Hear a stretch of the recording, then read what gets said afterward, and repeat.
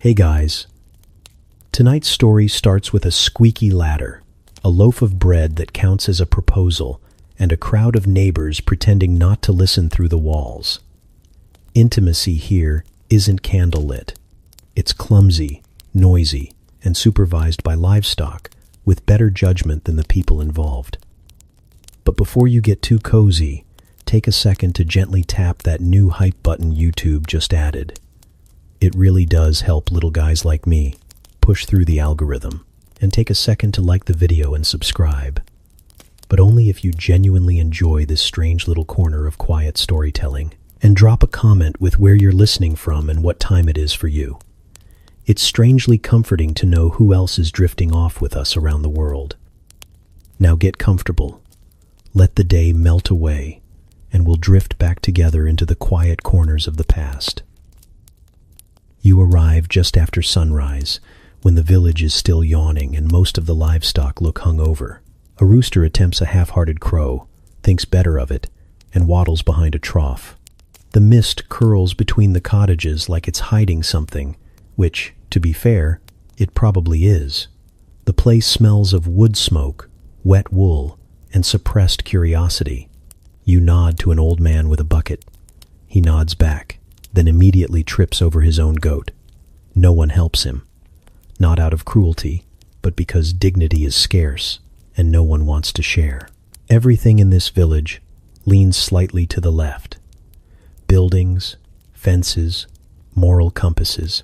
Even the church seems unsure of its alignment, slouching under the weight of too many confessions and not enough clarity. A sign near the well reads, "Do not," though whatever was meant to follow has been smudged into philosophical ambiguity. The baker's boy is already out, flour on his chin, whistling a tune that may or may not be obscene, depending on which grandmother you ask.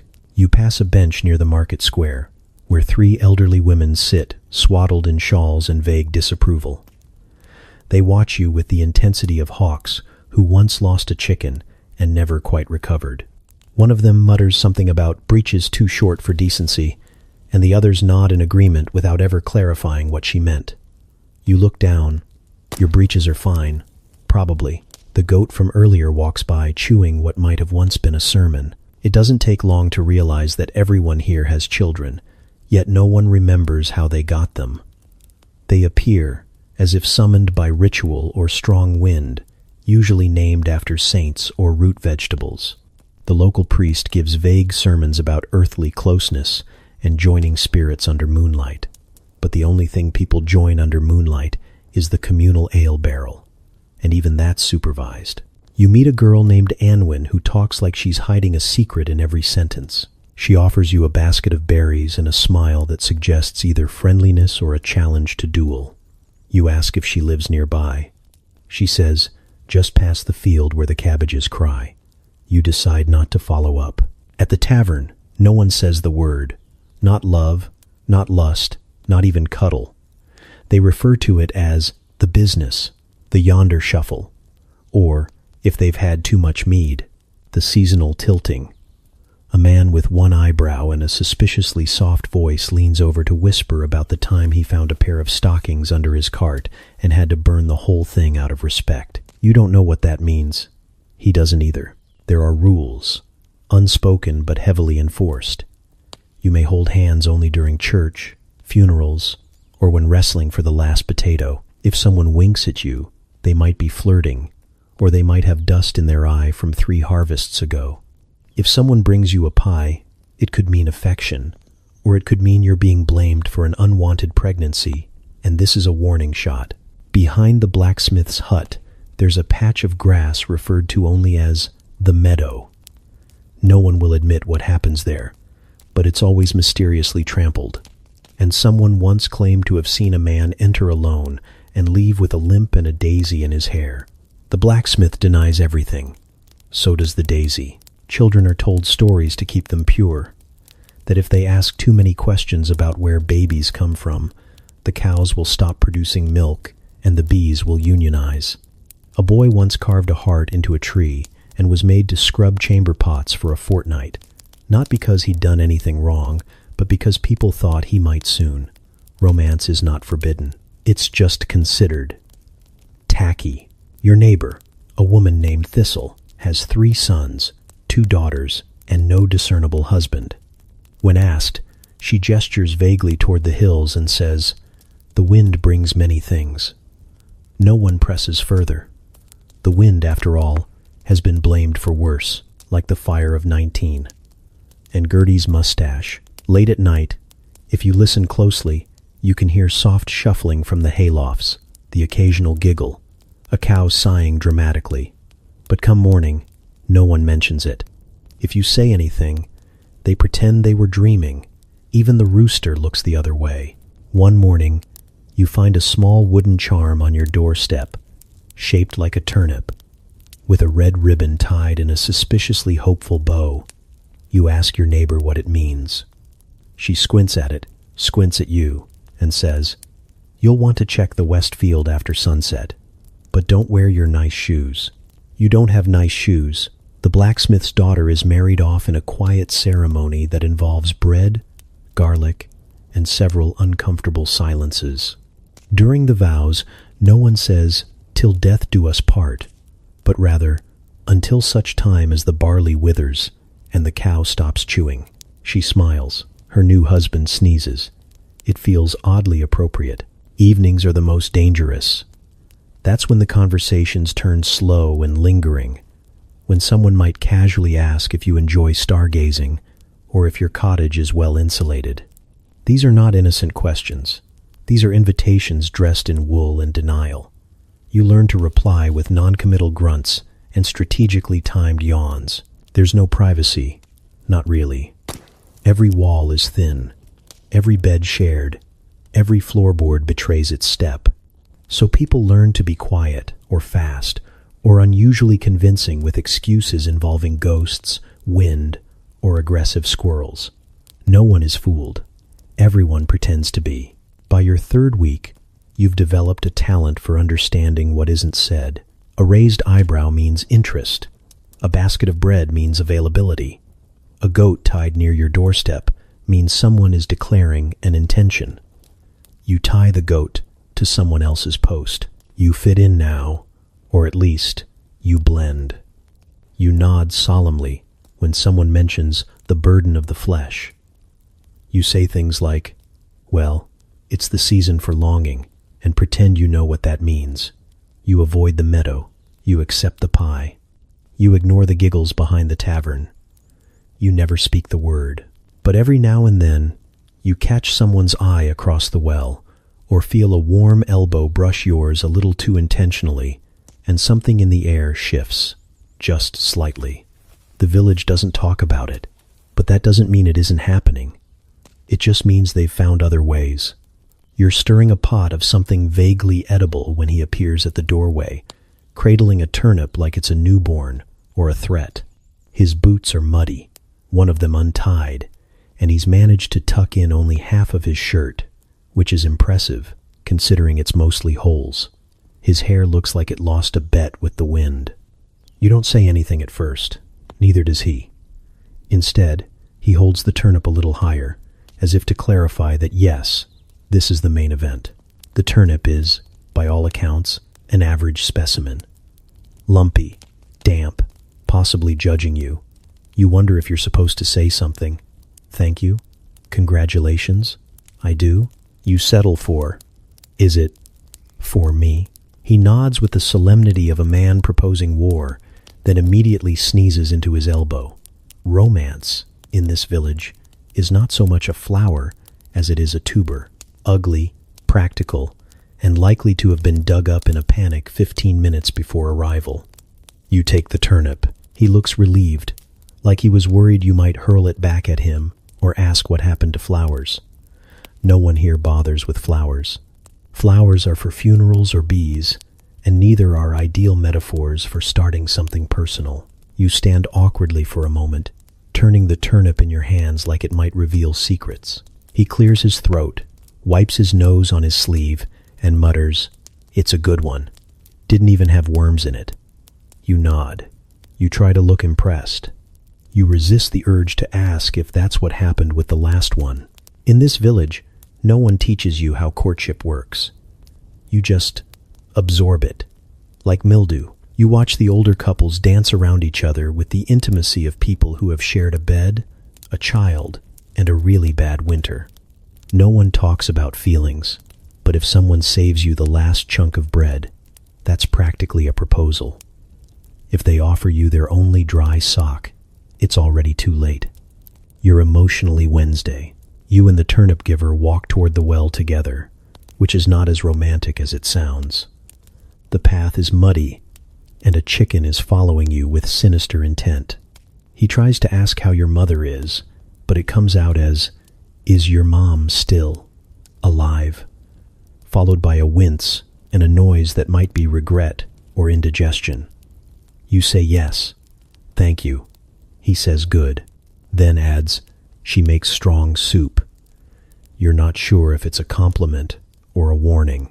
When you reach the well, the usual trio of shawled women are already perched nearby, bundled up like gossiping onions. They eye your companion. They eye the turnip. One of them snorts and mutters something about early harvest, and the other two laugh into their shawls. He turns pink. You pretend not to hear. The well is where most courtships begin, end, or unravel entirely. It's neutral ground, sacred terrain. You could lose a bucket, a reputation, or your entire sense of self-worth here. You lower the rope together, hands brushing, not quite meeting. He asks if you like stew. You say sometimes. He says he's very good at chopping. You believe him. He looks like he's been chopping something, possibly aggressively, for most of his life. By the time the bucket comes up, he's somehow told you about his 3 siblings, 1 goat, and a recurring dream where a fish judges him silently. You don't know what this means, but you nod like you do. The water sloshes. The turnip sweats. He asks if you'd like to walk to the barley field tomorrow. This is serious.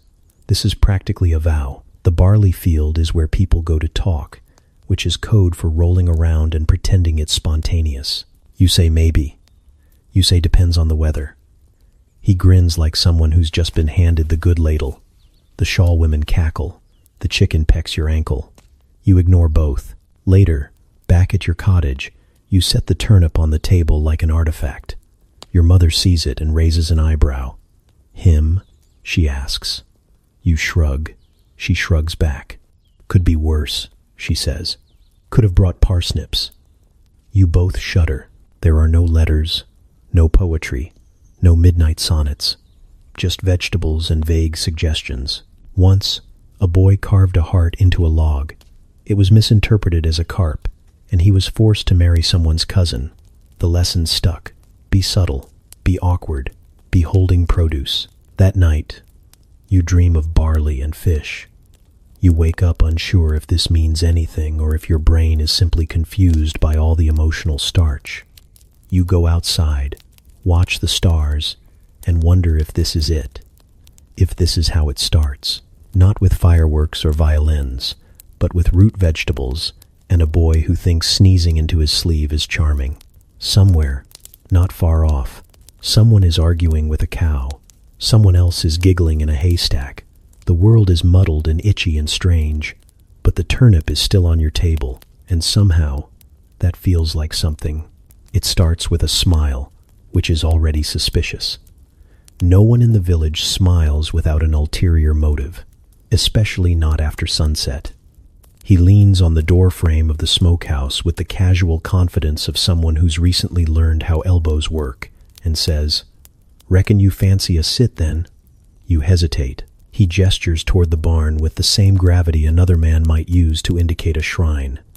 You say sure, like this isn't the exact moment your life begins to veer off a narrow, dusty path and into something warmer, dumber, and probably full of straw. The barn smells like hay, old wood, and decisions. There's a soft rustling from above, where something, rat, ghost, romantic witness, scurries into the shadows. He leads you in like he's hosting a banquet. Despite the fact that the only available seating is a wooden bucket, a broken yoke, or the floor itself, you choose the hay because it's softer than wood and only slightly more judgmental. He sits beside you with the gracelessness of someone trying very hard to seem like they're not trying at all. His knee bumps yours, and neither of you mention it. You both pretend to be intensely interested in a patch of light on the opposite wall, as if it holds answers to questions you haven't worked up the courage to ask. The silence stretches, loose and frayed at the edges. He clears his throat in a way that suggests he's about to say something important, and then doesn't. You glance sideways. He's chewing a piece of straw like it owes him money. You can hear the faint sound of someone hammering down the road, the occasional grunt of a pig adjusting its life choices, and beneath it all, the slow creak of the barn settling around your awkwardness. "I like your walking," he says finally, as if complimenting your feet is both flattering and not slightly deranged. You thank him. You think. It's hard to respond when you're unsure whether you've just been courted or accused of suspicious locomotion. The goat arrives around then, stepping out from behind a bale of hay like it's been sent by fate or someone's nosy grandmother. It stares at you with horizontal pupils and what you can only describe as deep biblical judgment. You shuffle a little further into the straw. So does he. There's not much room between you now. Just enough for plausible deniability and a shared sense of terror. You don't know who moves first. Maybe it's you. Maybe it's him.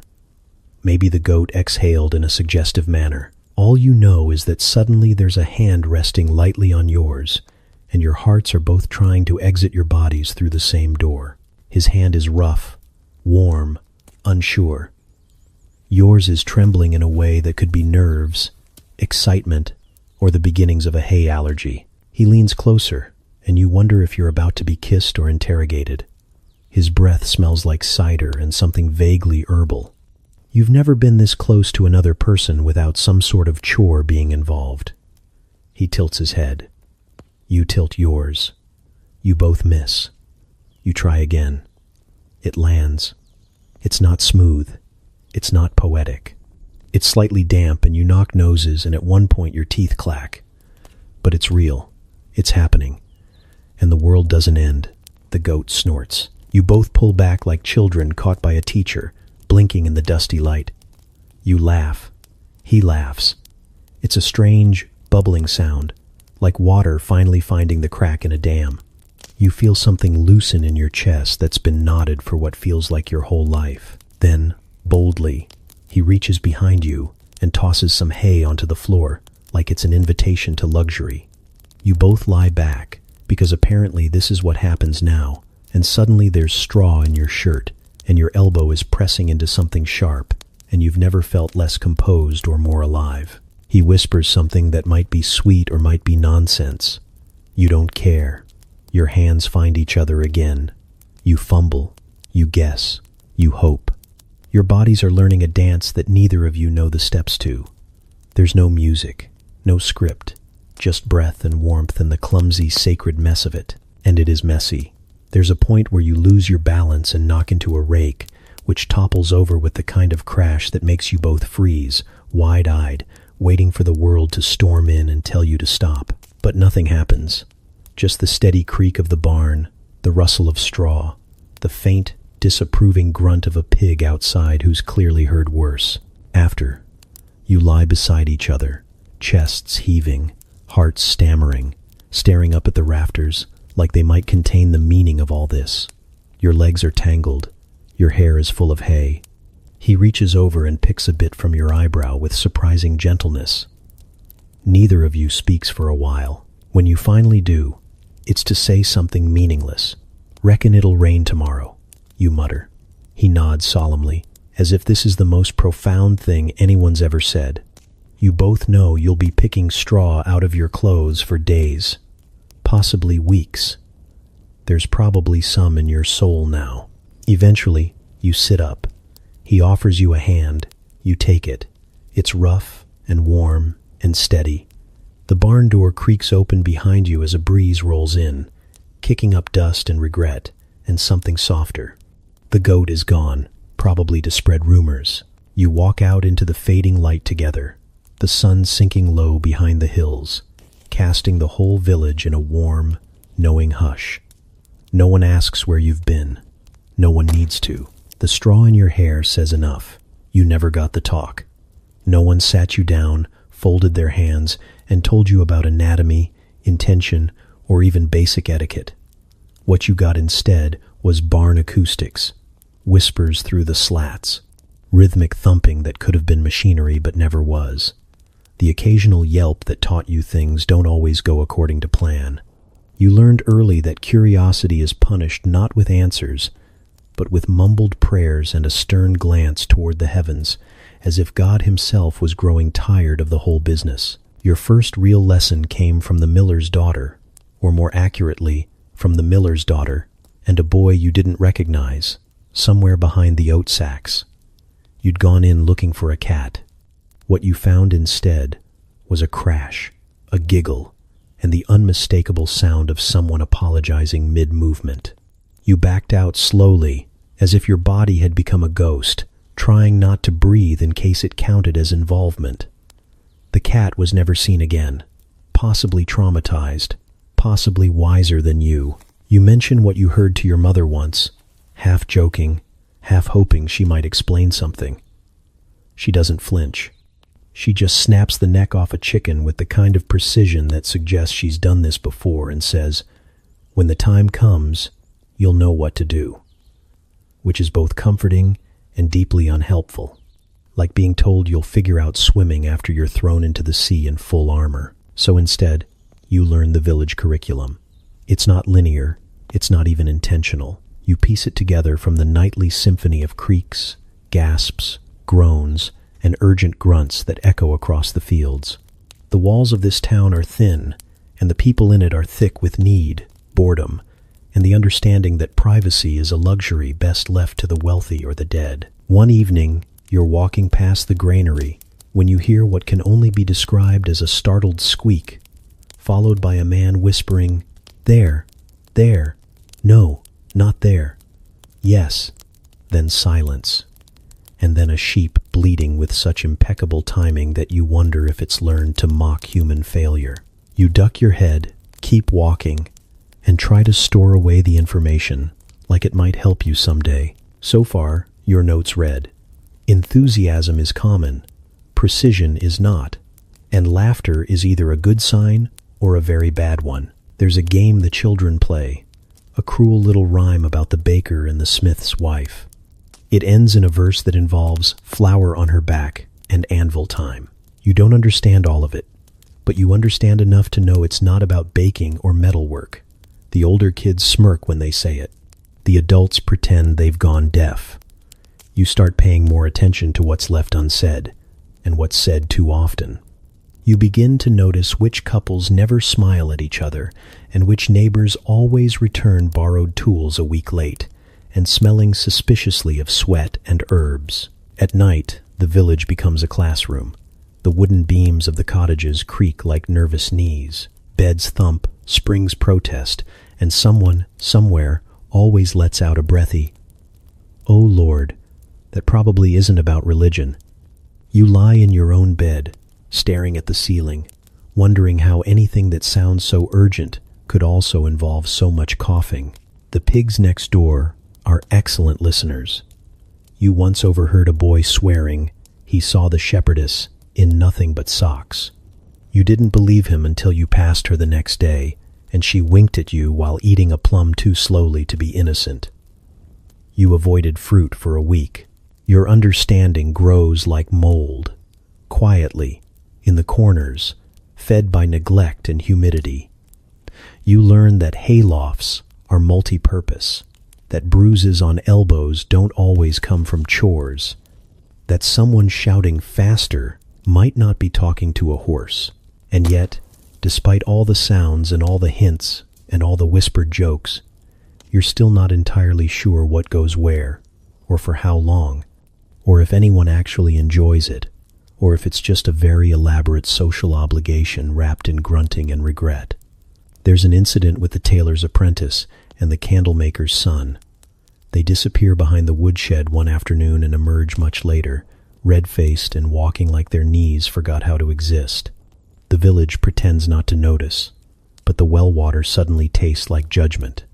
You pass them later, heads close together, eyes full of secrets and smoke. You realize then that maybe it's not always about instruction. Maybe it's about discovery, possibly also experimentation, possibly with poor results. You ask the priest once, pretending to be curious about marriage.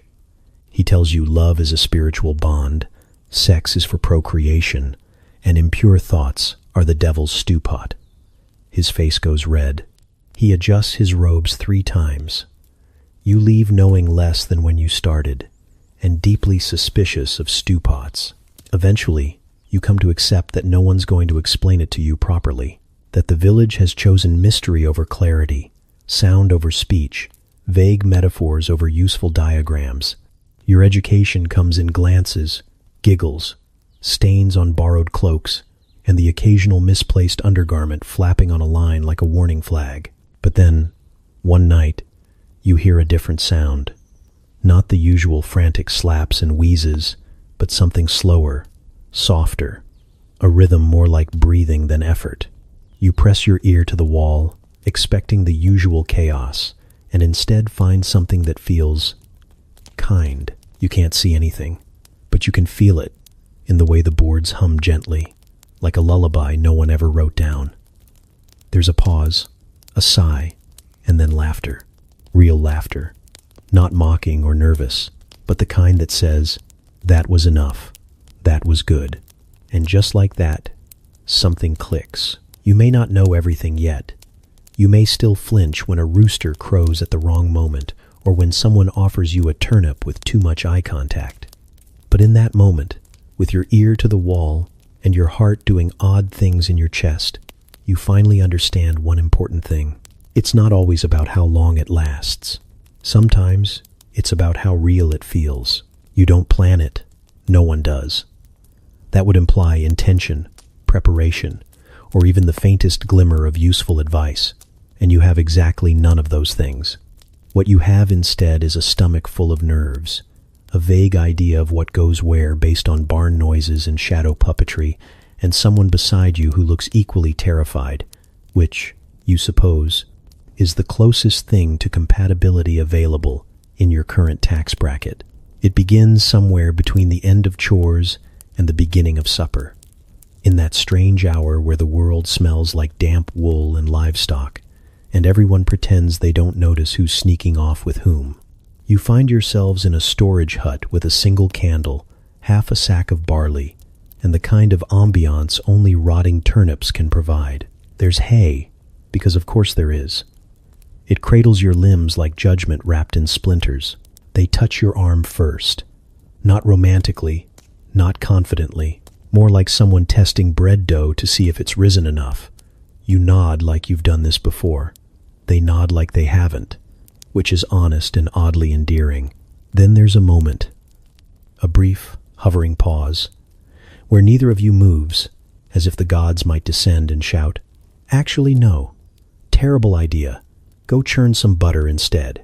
But the gods are mercifully distracted, probably by a war or a plague or someone inventing the loot, so nothing stops you, except your own awkward limbs.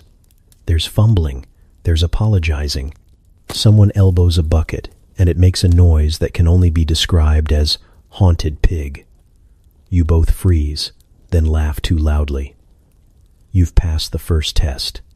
Mutual humiliation. Clothes become the enemy. They're too tight, too knotted, too woolen to offer anything but resistance. There's a moment when you think about asking for help with your shirt ties but decide you'd rather die in them. Eventually, you both end up in various stages of undress that would confuse a tailor but might qualify as ready in the eyes of your ancestors, who did this sort of thing in caves and never complained once, probably because they died at 30.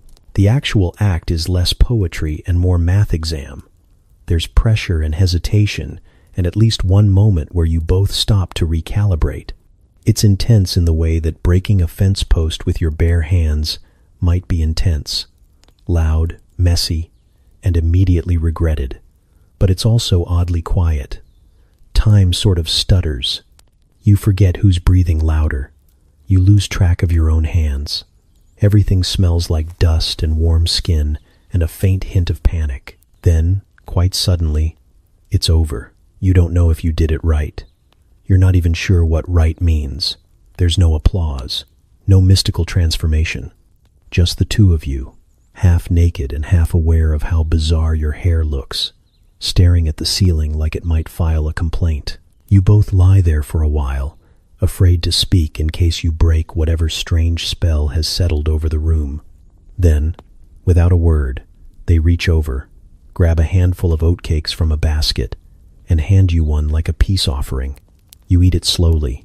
It tastes dry and judgmental. You chew it like it's your last meal and you've just committed a crime no one will name.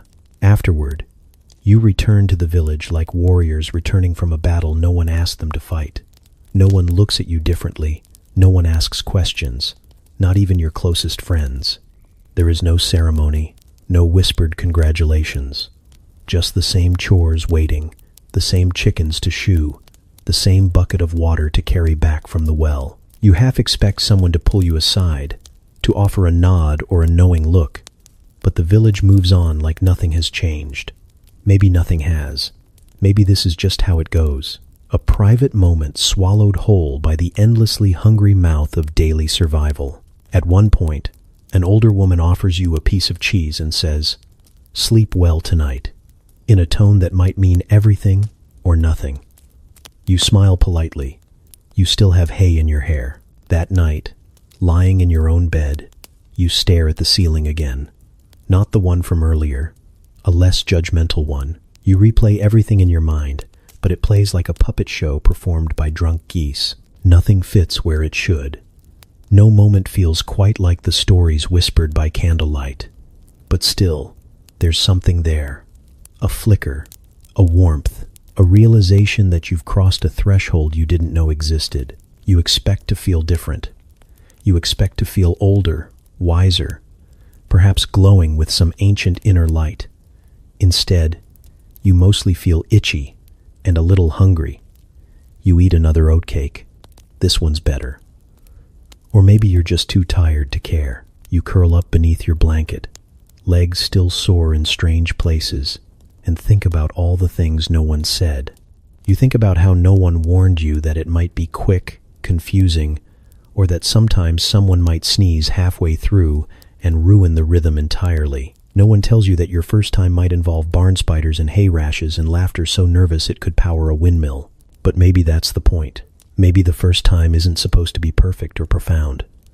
Maybe it's supposed to be exactly what it was. Two people trying something new and terrifying and impossibly human in a world where nothing else makes sense. You fall asleep with straw in your socks, oatcake crumbs on your chest, and a faint smile you'll never explain. No one talks about the first time, but maybe, someday, you will. It starts with a squeak, not a dramatic one, just the casual, everyday squeak of leather shifting where it shouldn't. But in this village, even a mildly provocative squeak is a declaration of war. You're standing by the well when it happens, bucket in hand, perfectly positioned to witness what future generations will refer to, with entirely too much drama, as the incident of the belt buckle. The miller's apprentice, a boy with more ambition than good sense and a chin still figuring out its final shape, reaches across the flour sacks to adjust his belt. Or that's what he claims. Unfortunately, the belt sits precariously close to the bodice of May, the blacksmith's niece, who happens to be leaning forward at the exact moment his hand makes contact with something. It could have been innocent. It could have been a poorly timed attempt at fashion. It could have been the belt's fault entirely, as it's never fit quite right and has a long history of betraying him at social gatherings. But this is a village where one time a wink led to a cow being renamed Whore, so context is a luxury few can afford. May doesn't say anything. She just straightens up, blinks exactly once, and walks away with the kind of posture that suggests the earth itself should apologize. The apprentice, now visibly sweating, fumbles with his buckle like it might suddenly explode or reveal a hidden prophecy. A few people around the courtyard pretend they didn't see what they absolutely saw. A few others do the opposite and immediately begin drafting full-length oral sagas about it. By dusk, the entire town knows. By nightfall, there are at least 4 versions of the story. One includes nudity, 2 include fainting, and 1 involves a goat, who wasn't even in the vicinity but is apparently notorious enough to be inserted for flavor. You sit at supper listening to your aunt casually mention that the apprentice fondled her front bits, which is anatomically vague and alarmingly aggressive for someone who's never discussed human anatomy in her life. She stirs the stew with the same intensity she applies to gossip, and the two are often indistinguishable. The next day, the miller's wife is seen whispering furiously behind the bread stall. The blacksmith hammers unusually loud. May is nowhere to be found, which only makes the rumors grow teeth. You overhear someone say she's been sent to the convent to cool down, which feels less like a punishment and more like a communal sigh of relief. The apprentice tries to defend himself, of course. He goes around mumbling phrases like misunderstood positioning and belt malfunction, which only makes things worse because now people imagine scenarios far more interesting than reality could possibly provide. Someone starts calling him Sir Bucklehands, which sticks with alarming speed. By week's end, even the children have taken up the chant, turning it into a skipping rhyme that deeply confuses visiting merchants. You start to realize how fragile a reputation is here. It's not built on truth or even behavior, but proximity. A glance, a gesture, a touch that may or may not have happened. These are the bricks from which legacies are accidentally constructed and violently demolished. You think about how many hands brush against one another in the bakery line, how many sleeves catch on sleeves at market, and how any of it could be misread by the right pair of eyes fueled by the right amount of boredom. It's terrifying, and also a little thrilling. No one ever confirms what happened. May eventually returns, chin up, eyes steeled into something unbreakable. She wears a new bodice, one with a neckline that could kill a man at 20 paces. She doesn't speak of the incident. When someone asks her how the convent was, she simply replies, "Quiet," in a tone that could sharpen knives. The apprentice keeps his head down. Literally. You haven't seen his face in a week. He delivers flour like he's on the run from the law. His belt is now replaced by a rope, which feels both symbolic and practical. The village collectively decides not to forgive him, but also not to forget him, which is worse. You start to understand why people speak in riddles here, why no one ever says what they mean, why "would you like to share a pear" is often followed by pregnancy, why the truth is bent into curves that allow plausible deniability and just enough poetic flair to entertain. It's not about fact, it's about performance. And this is theater. The scandal has a half-life. It burns hot for 3 days, simmers for 7 more, and by the second market day, it's been replaced with fresher material.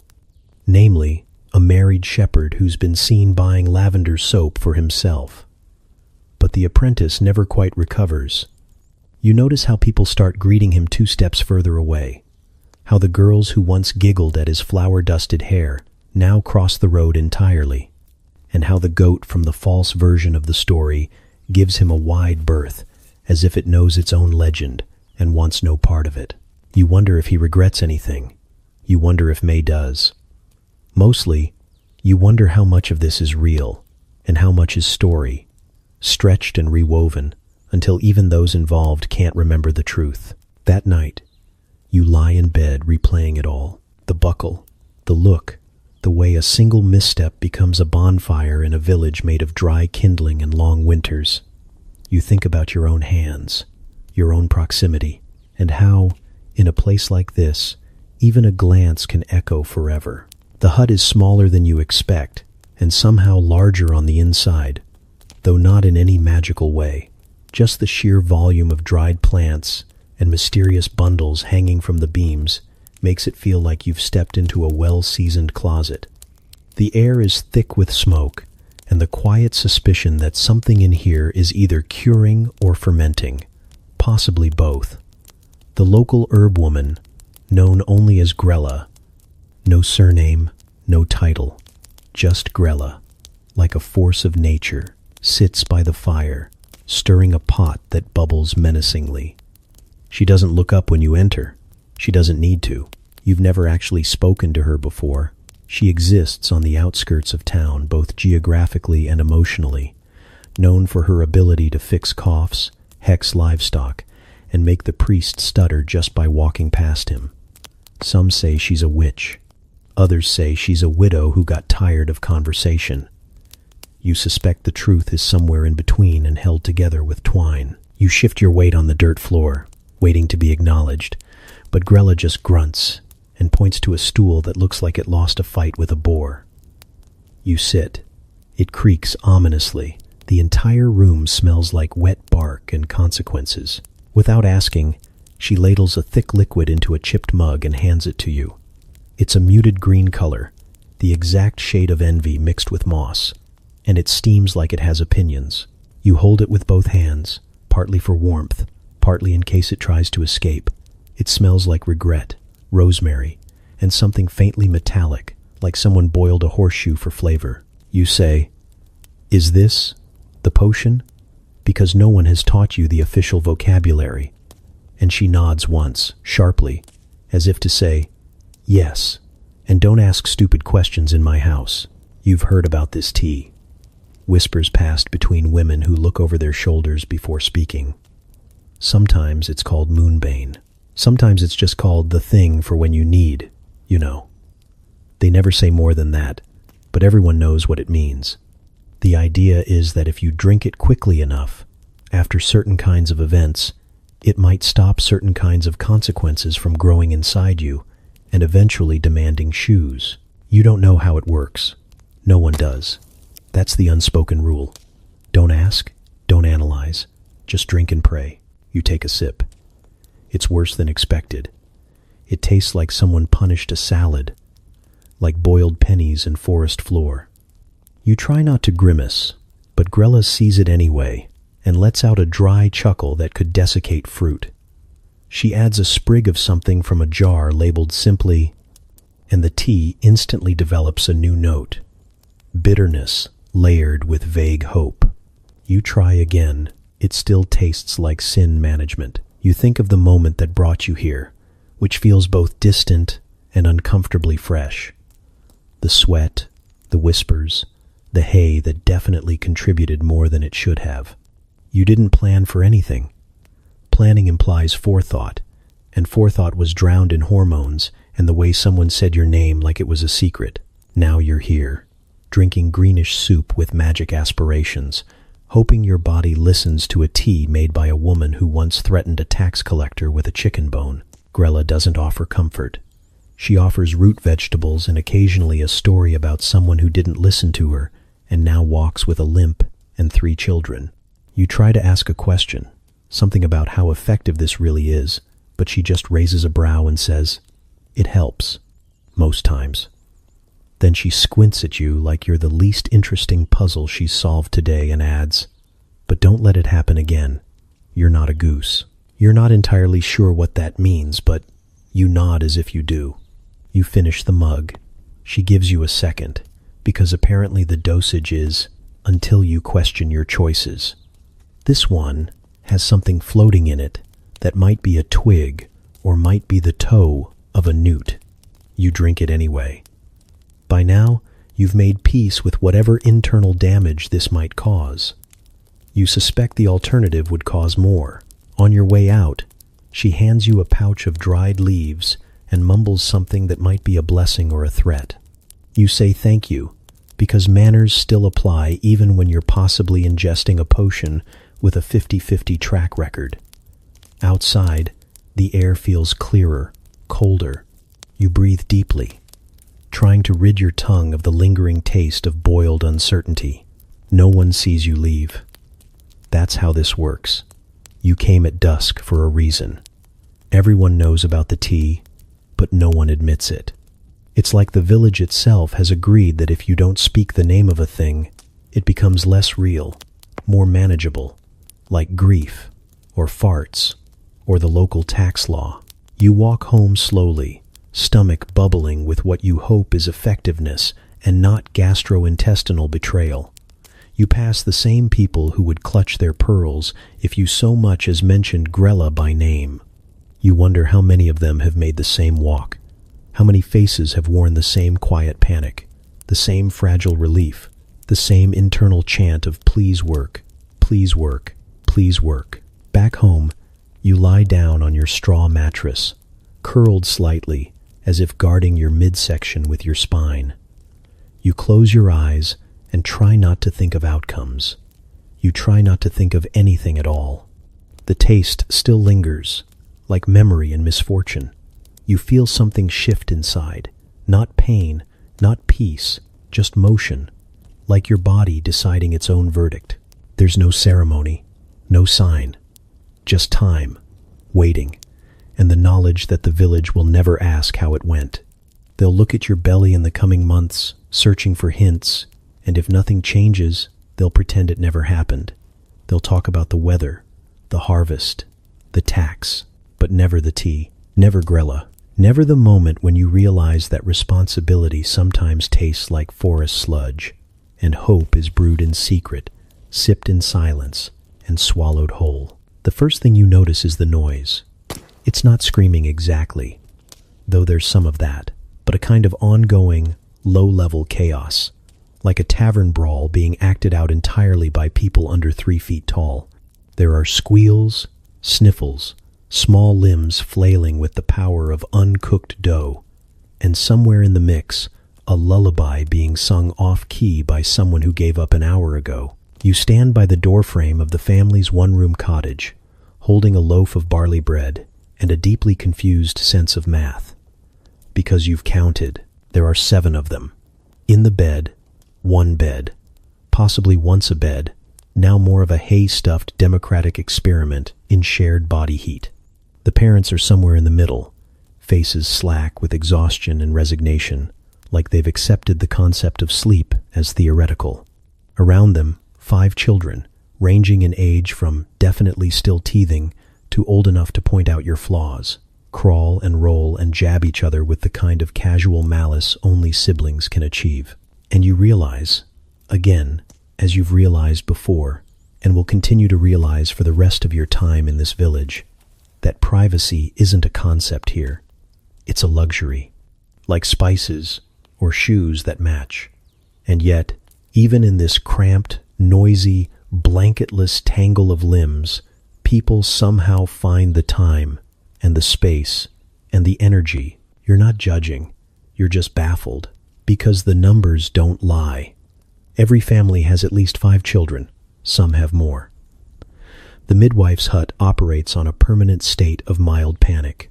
Baptisms are scheduled in groups, like a celestial assembly line, and you've seen exactly 0 reliable methods of prevention unless you count whispered tea recipes and hope. So, naturally, you begin to wonder, is it love? Probably not. Is it passion? Unlikely, unless passion now includes elbowing your own child out of the way for a bit of mattress corner. Maybe it's just cold. And if you're already under the blanket and there's nowhere else to be, and you're used to the sound of goats mating 2 feet from your window, maybe you stop overthinking it. The cat doesn't help. It sits at the foot of the bed like a fluffy, silent judge, tail flicking with a rhythm that suggests disdain. You watch it narrow its eyes at the father as he attempts to extract himself from a toddler without waking her or sacrificing a limb. The cat has seen things. It knows too much. It could ruin reputations with a single meow and chooses not to, which makes it even more dangerous. You're invited to sit. You perch on a stool that wobbles with the enthusiasm of a drunk uncle and take in the scene. The mother, somehow still braiding hair while balancing a child on each hip, smiles at you like this is normal. And maybe it is. Maybe this is just what people do when the only other option after sunset is staring at the wall or darning socks in silence. A lull in conversation might lead to a glance. A glance might lead to a kiss. And a kiss, well, you've seen how fast things move in this village. You ask as politely as possible, so, how do you, find the time? Which earns you a look like you've just asked where clouds go at night. The mother shrugs. Nights long, she says, as if that explains everything. Maybe it does. You think about your own sleeping arrangements. The thin blanket, the constant draft, the creaking floorboards that announce every step like a town crier. You imagine trying to share something intimate in a room where the fire never stays lit and someone is always coughing. And yet, it keeps happening. People keep having children with the kind of consistency usually reserved for tax collection and the arrival of mud season. One of the children hands you a rock. It is, to his credit, a very good rock. Smooth, round, slightly warm from his grubby palm. He announces, "This is my rock." Like he's giving you a family heirloom. You thank him. Another child immediately bursts into tears because it was her rock, obviously. And now the noise returns to its usual symphony of chaos and betrayal. The father leans over and mutters, "We used to think we'd just have one." You blink. He nods solemnly. One turned into two. Two turned into four. There's a pause. We don't talk about the fifth. You don't ask. You just nod, like that's a perfectly logical statement. In this village, it probably is.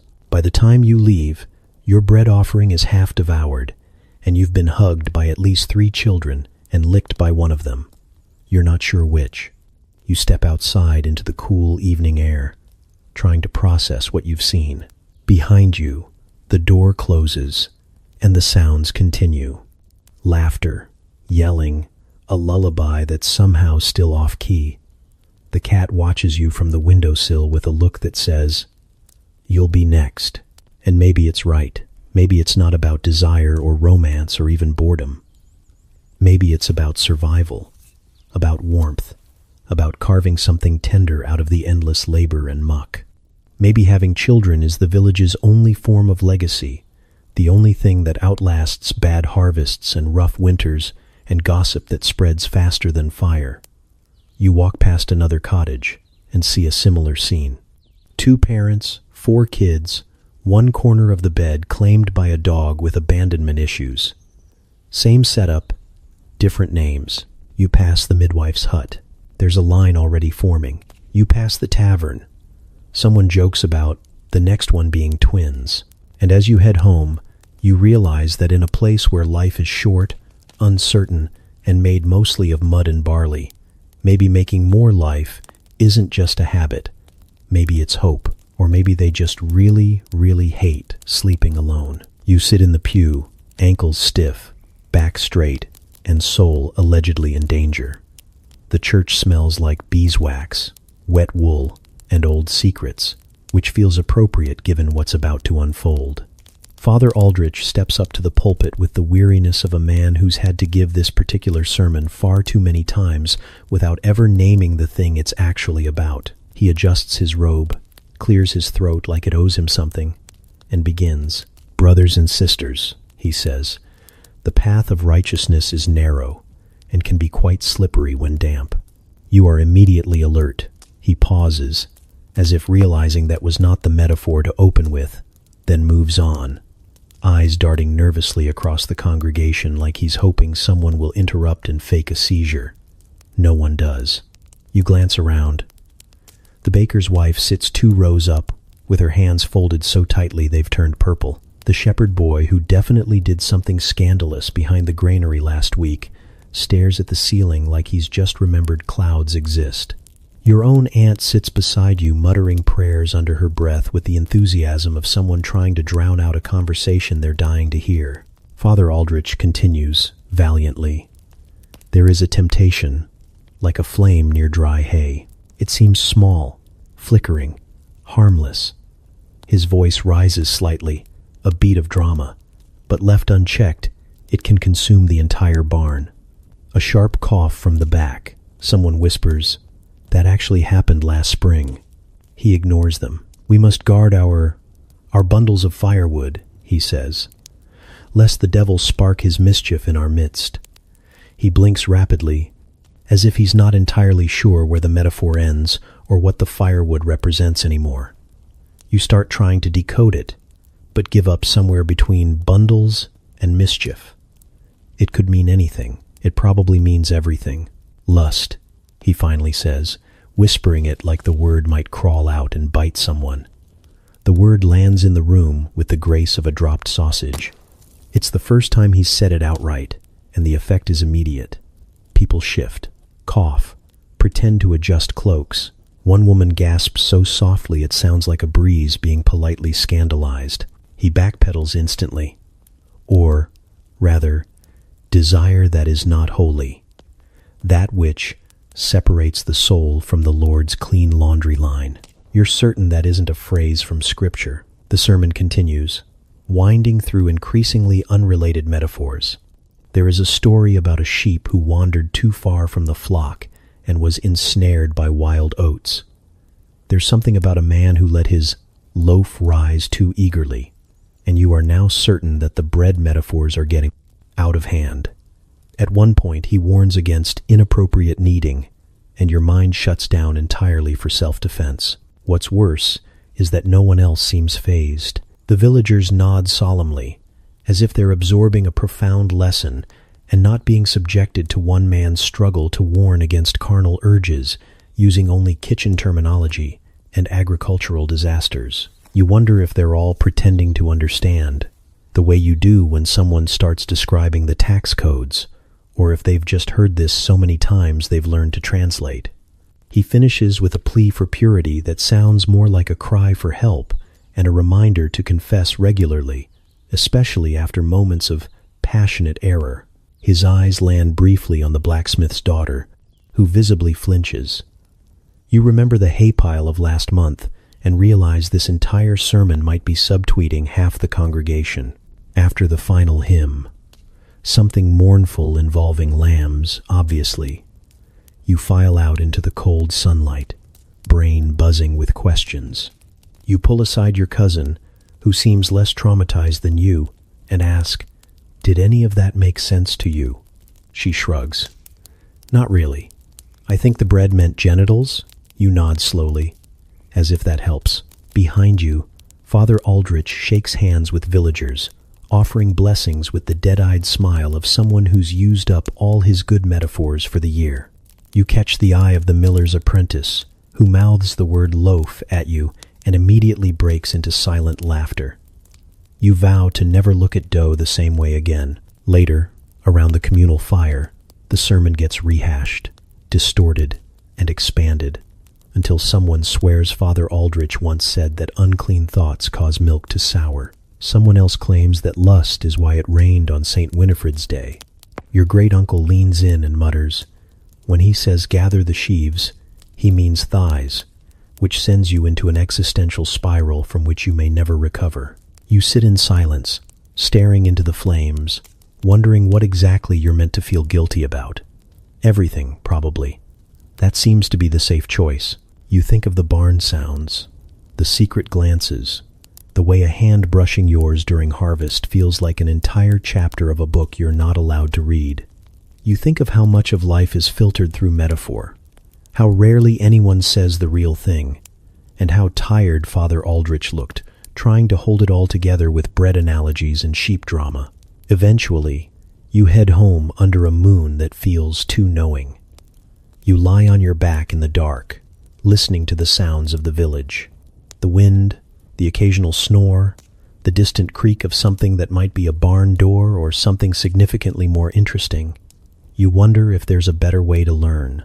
If someday, somewhere, someone will just explain it all plainly, without metaphors or warnings or catastrophic bread imagery. But not here. Not yet. The door closes with a clack that resonates all the way into your soul. A bolt. An actual, functioning bolt. Not a stick wedged diagonally into a mud brick notch or a pile of shoes as passive-aggressive barrier. A real iron mechanism that slides with purpose and finality. You stare at it like it's witchcraft. Your friend, Alric, doesn't even notice your awe. He's too busy offering you a half-munched carrot and telling you to ignore the goat who has already claimed your left foot as a salt lick. You've been in many cottages. You've sat on uneven stools, shared blankets that smell like fermented turnip, and once watched a grown man eat stew directly from a ladle with the speed and panic of someone who feared it might escape. But never, not once, have you seen a bolt. You eye it again to make sure it's real and not a hallucination brought on by that medicinal tea the herb woman gave you after your mysterious rash. It gleams in the candlelight, and you begin to suspect you are in the home of aristocracy, disguised as common folk. Alric sees you staring. "Oh, that?" he says casually. "My uncle brought it back from the city. Thought it might keep the pigs out." You nod, even though you both know the pigs aren't the problem. Pigs don't knock. Pigs don't open doors slowly and dramatically to announce their presence. Pigs don't whisper, "Sorry, I just need the broom," while catching full view of a situation that broom retrieval did not require. But this bolt is power. You hear a noise through the wall. It starts small, a rhythmic thump, soft enough to be mistaken for bread being kneaded, but persistent enough to be not bread. You freeze mid-carrot bite and tilt your head, the way dogs do when they hear someone say, "Walk." Alric notices, and his face goes pink. "Oh, right. My sister's in with her husband," he mutters, suddenly very interested in rearranging the straw pile. You pause. There are a lot of things you've overheard in this village. Shouts, goats in the throes of romantic confusion, a woman once screaming about yeast.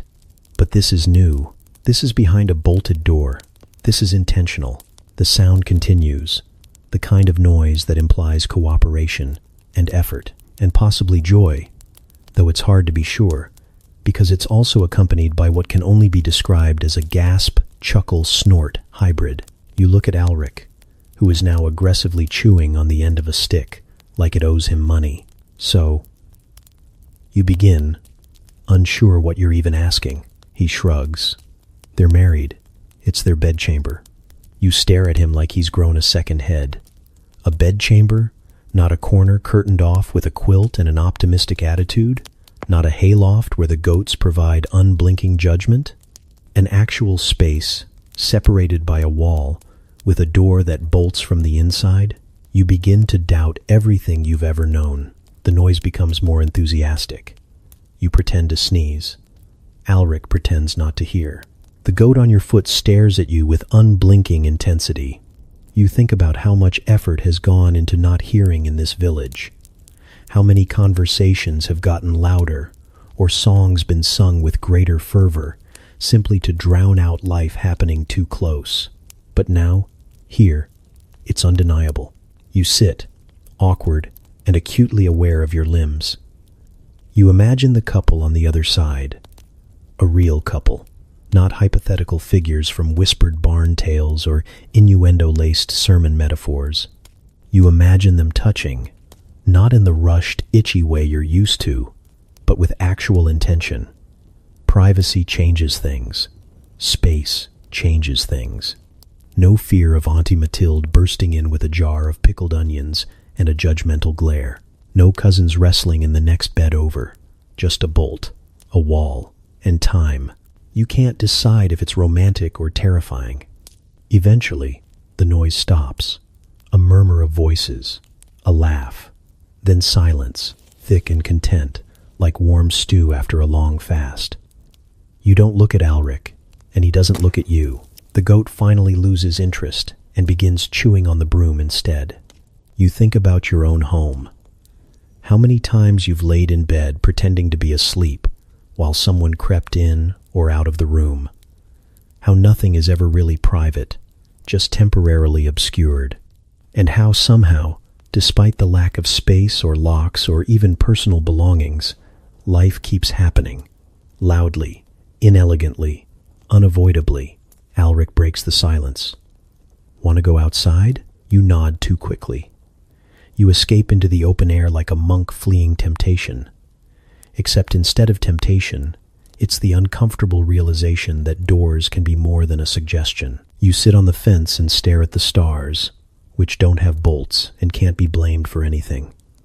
Alric hands you a crust of bread. You eat it without thinking, chewing through your thoughts like a cud-chewing cow of confusion. You think it's always like that? You ask finally, Because you can't not, he snorts. Doubt it. Sometimes there's yelling.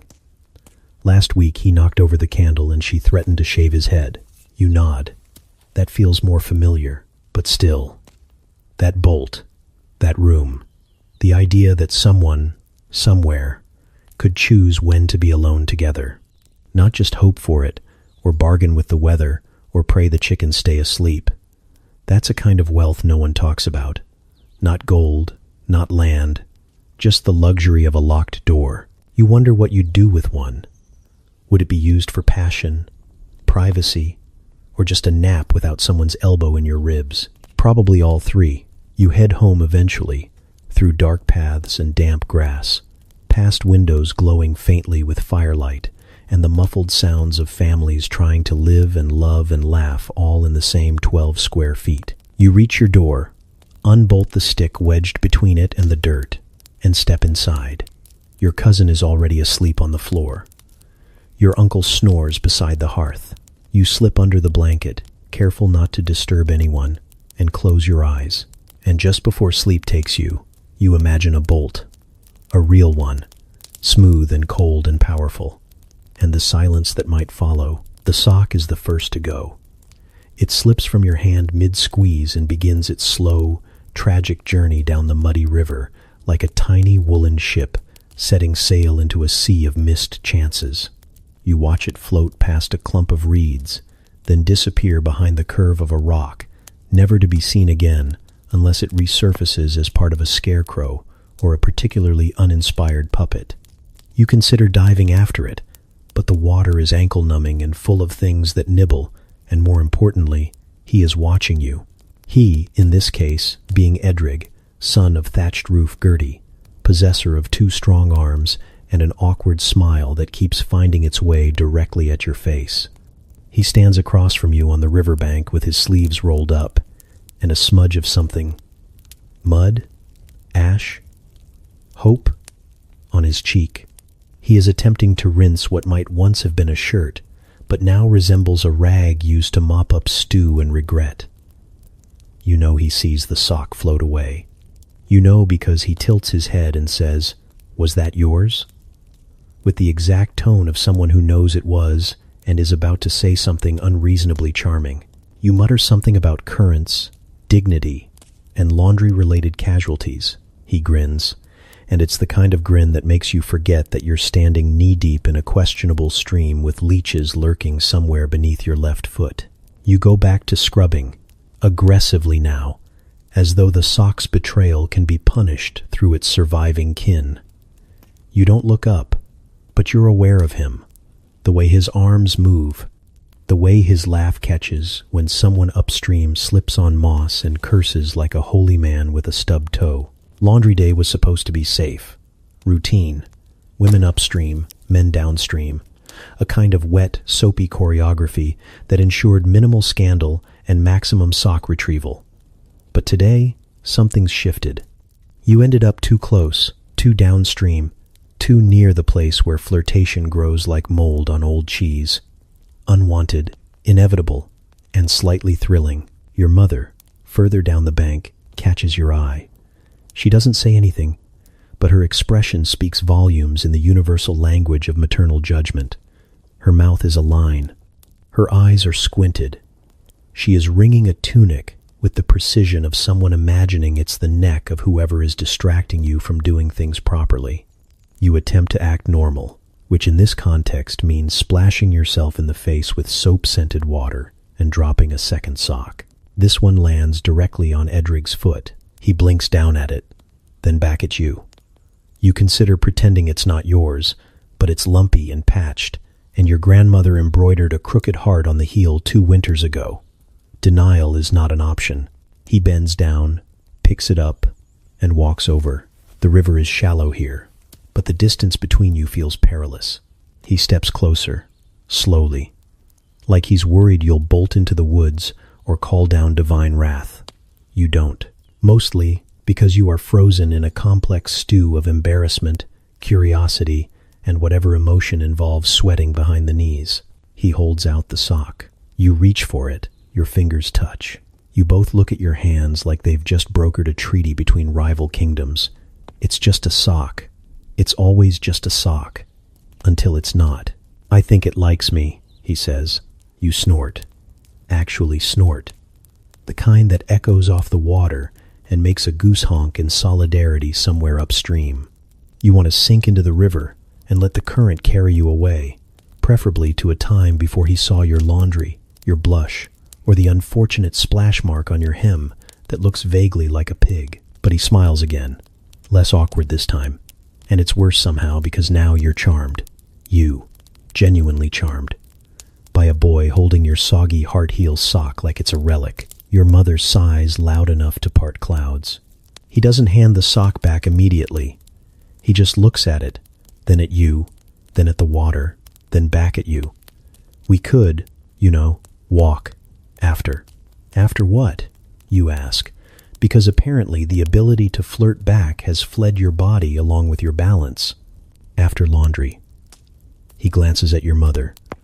When we're not supervised by wrath in a headscarf, you cover a laugh with your sleeve. Maybe, that's it. Not a declaration, not a promise, just a maybe. But it hangs in the air like a spark over dry hay. Not quite a fire, but almost. You take the sock. He goes back to his side. You go back to pretending your blood isn't boiling. Your mother mutters something about temptresses and wet feet. The sky stays mercifully cloudy so no one can see your face clearly. Later, you pack up the basket. Lighter than it should be, because the sock you never retrieved is halfway to the next village by now. You walk past Edrig on your way home. He doesn't say anything. He just grins again. You look ahead, dignity reassembled, posture stiff, heart racing like a badly trained hunting dog. The sock dries on the line that evening, crooked heart blinking at you like it knows what it did. Your mother says nothing. Your aunt mentions that laundry day is turning into a den of impropriety and someone should bring back public shaming stocks.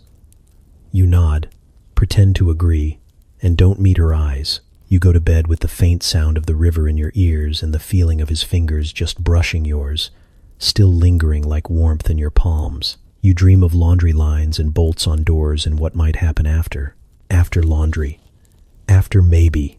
After all. You time your escape like a thief planning a heist.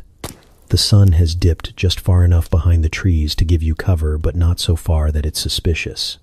Suspicious is when you disappear in full dark, like the time Marta went to fetch turnips after moonrise and came back without turnips, a visible hickey, and a new limp. You don't want that kind of attention. Just the kind that comes from someone remembering the way you laughed when you nearly dropped a pail on their foot, or the time you threw a lump of cheese at their head and missed on purpose. The barn is quieter than usual, which is rare because something is always giving birth or plotting escape. You glance around before slipping inside, though the only witness appears to be a cat sitting on a windowsill, judging you with the patience of a monk who's seen generations make the same mistakes. You approach the ladder with reverence and dread. It is not a quiet ladder. It is not a trustworthy ladder. It is a rickety wooden tell-all whose every step squeaks like a child being denied a second bowl of porridge. You try to distribute your weight like you've seen goats do. Light, nimble, defying physics and reason. But the second your foot lands on the third rung, it groans like it's about to narrate your sins to the entire village. You freeze. Nothing stirs. You try again, slower, holding your breath, which helps nothing and causes your cheeks to puff like a startled trout. Each creak feels louder than the last. You consider abandoning the whole idea and pretending you came to inspect the structural integrity of the loft, but then a voice, his voice, whispers your name from above. It's not dramatic. It's not poetic. It's soft, like the beginning of a secret, and somehow that makes it worse, or better, depending on how you define regret. You reach the top, finally, and there he is, straw in his hair, straw in his shirt, straw everywhere, because straw respects neither boundaries nor dignity. He's sitting with his knees pulled up, arms resting on them, trying to look casual, but his grin gives him away. That and the fact that he's clearly bathed for this. You catch the faint scent of mint, maybe stolen from the herb garden, or maybe just a generous rubbing of kitchen water that passed too near the spice rack. You sit beside him. The hay pokes your legs through the fabric of your skirt, and you shift until you find a patch that feels only moderately stabby. The light filters through the slats in soft beams, making everything feel a bit more sacred than it probably deserves to. You both pretend this is normal, that people sneak off to barns to sit near each other for totally innocent reasons, like counting rats, or contemplating that one chicken who seems to be plotting a coup. Conversation comes slowly, not because you have nothing to say, but because words feel risky in a space that's already vibrating with possibility. He says something about the weather. You nod. You say something about the market. He agrees. Then silence, thick and meaningful, like the kind that comes before thunder or very bad decisions. His hand brushes yours. You pretend it didn't, not out of shyness, but because if you acknowledge it, it becomes real, and real is terrifying. Real means consequences and rumors and your aunt's knowing smirk over breakfast. But then he does it again, more on purpose this time, and now your hands are not brushing. They are holding. Fingers intertwining like they were meant to, which they weren't. Not really, because you've both got calluses, and at least one of you has straw between your knuckles. Still, you breathe. He breathes. Somewhere below, a goat sneezes. Then he leans in, and the latter, ever loyal to the cause of absolute mortification, gives a long, slow squeal that sounds precisely like guilt, manifesting as noise. You both jolt apart like startled squirrels, wide-eyed and sweating. A beat of silence, then laughter, too loud and too fast, the kind that spills out when panic and desire collide and create something neither of you knows how to hold. You shush each other mid-laugh, which somehow makes it worse. The chickens rustle below. You hear one cluck, judgmentally. You can almost feel it thinking, "Again?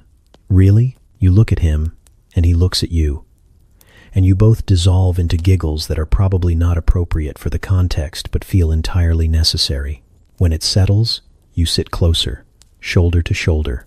No bold moves, no dramatic declarations. Just quiet, warm closeness in the middle of a barn that smells like animals, old wood, and something beginning. You talk this time about things that don't matter, like whether bread should have seeds, or who actually started the fire in the Thatcher's shed 2 springs ago. But it matters, because you're talking, because he listens, because his laugh crinkles the corners of his eyes, and when he looks at you, it feels like he sees something other than just another villager in another heap of straw. Eventually, you both know it's time to go. The sun's gone down, and the longer you stay, the harder it is to pretend this was just a conversation about grain prices. You climb down first. The ladder moans again, but you're too tired to care. Your feet hit the ground, and you dust yourself off like that helps. He follows, slower, and you wait by the door. No one's there. Or if they are, they're being very quiet about it. You step out into the night, cool air rushing to meet your cheeks, and you realize you are smiling. Your hair is full of hay. Your skirt has a rip. You smell like barn. And somehow, you've never felt more like yourself. Behind you, the ladder groans once more. You close the barn door and bolt it, not for secrecy, but for memory. The well women are there before the sun finishes stretching. Like bats with better posture and significantly louder opinions, they hover over the stone lip of the village, well as though they were born from it. You try to arrive early, bucket in hand, eyes on the ground, hoping to draw water and dignity in equal measure. But they're already there, churning gossip like butter, fast, salty, and not always fresh. You're almost past them when it happens. That tiny hitch in your step, it's not even a limp, more like a sway, a post-barn looseness, a subtle ache in your thighs that says, "Yes, I climbed a squeaky ladder last night, and no, I did not do it alone." They see it instantly, Three heads swivel in your direction as if pulled by the same string. Wilfrida, Agnes, and Maud, the holy trinity of rural surveillance. Their eyes narrow, their lips purse. They do not speak, but they do inhale, deeply, as if smelling scandal baked into your very bones. You don't meet their gaze. You grip your bucket like it's a shield and walk straight to the well, feet betraying you by crunching too loudly on the gravel. You should have oiled your joints or something. You could have limped with purpose and claimed you fell off a cart or wrestled a boar, but now it's too late. The bucket clinks against the stone. The silence thickens. Agnes is the first to speak. "Mornin'," she says, drawing out the word like it owes her rent. You nod. You smile too tightly, and it feels like lying with your teeth. Wilfrida hums, just a hum, no words, but in it lives the sound of 17 winters' worth of passive aggression and 100 whispered birth stories. You look up. Mistake. She's watching you over the rim of her shawl, eyes glittering with the same look she gave Ethelred the blacksmith after his third wife, mysteriously, went to visit cousins and never came back. Well, youth will be youth, Maud mutters, pretending to inspect her rope, and sin will be visible. You drop your bucket. It clatters, splashing water and shame across your boots. The sound is deafening in the still morning. Behind you, Wilfrida wheezes. You realize with horror that she is laughing. A low, creaky barn door kind of laugh. The sound of a woman who has seen it all and lived to retell it with creative exaggeration. You scramble for your bucket, cheeks blazing hotter than midsummer bread ovens. But your fingers are clumsy, and the handle slips again. More laughter. Agnes now, a high-pitched snort. Maud just clucks her tongue and says, "Careful now. Looks like someone's hips are sore."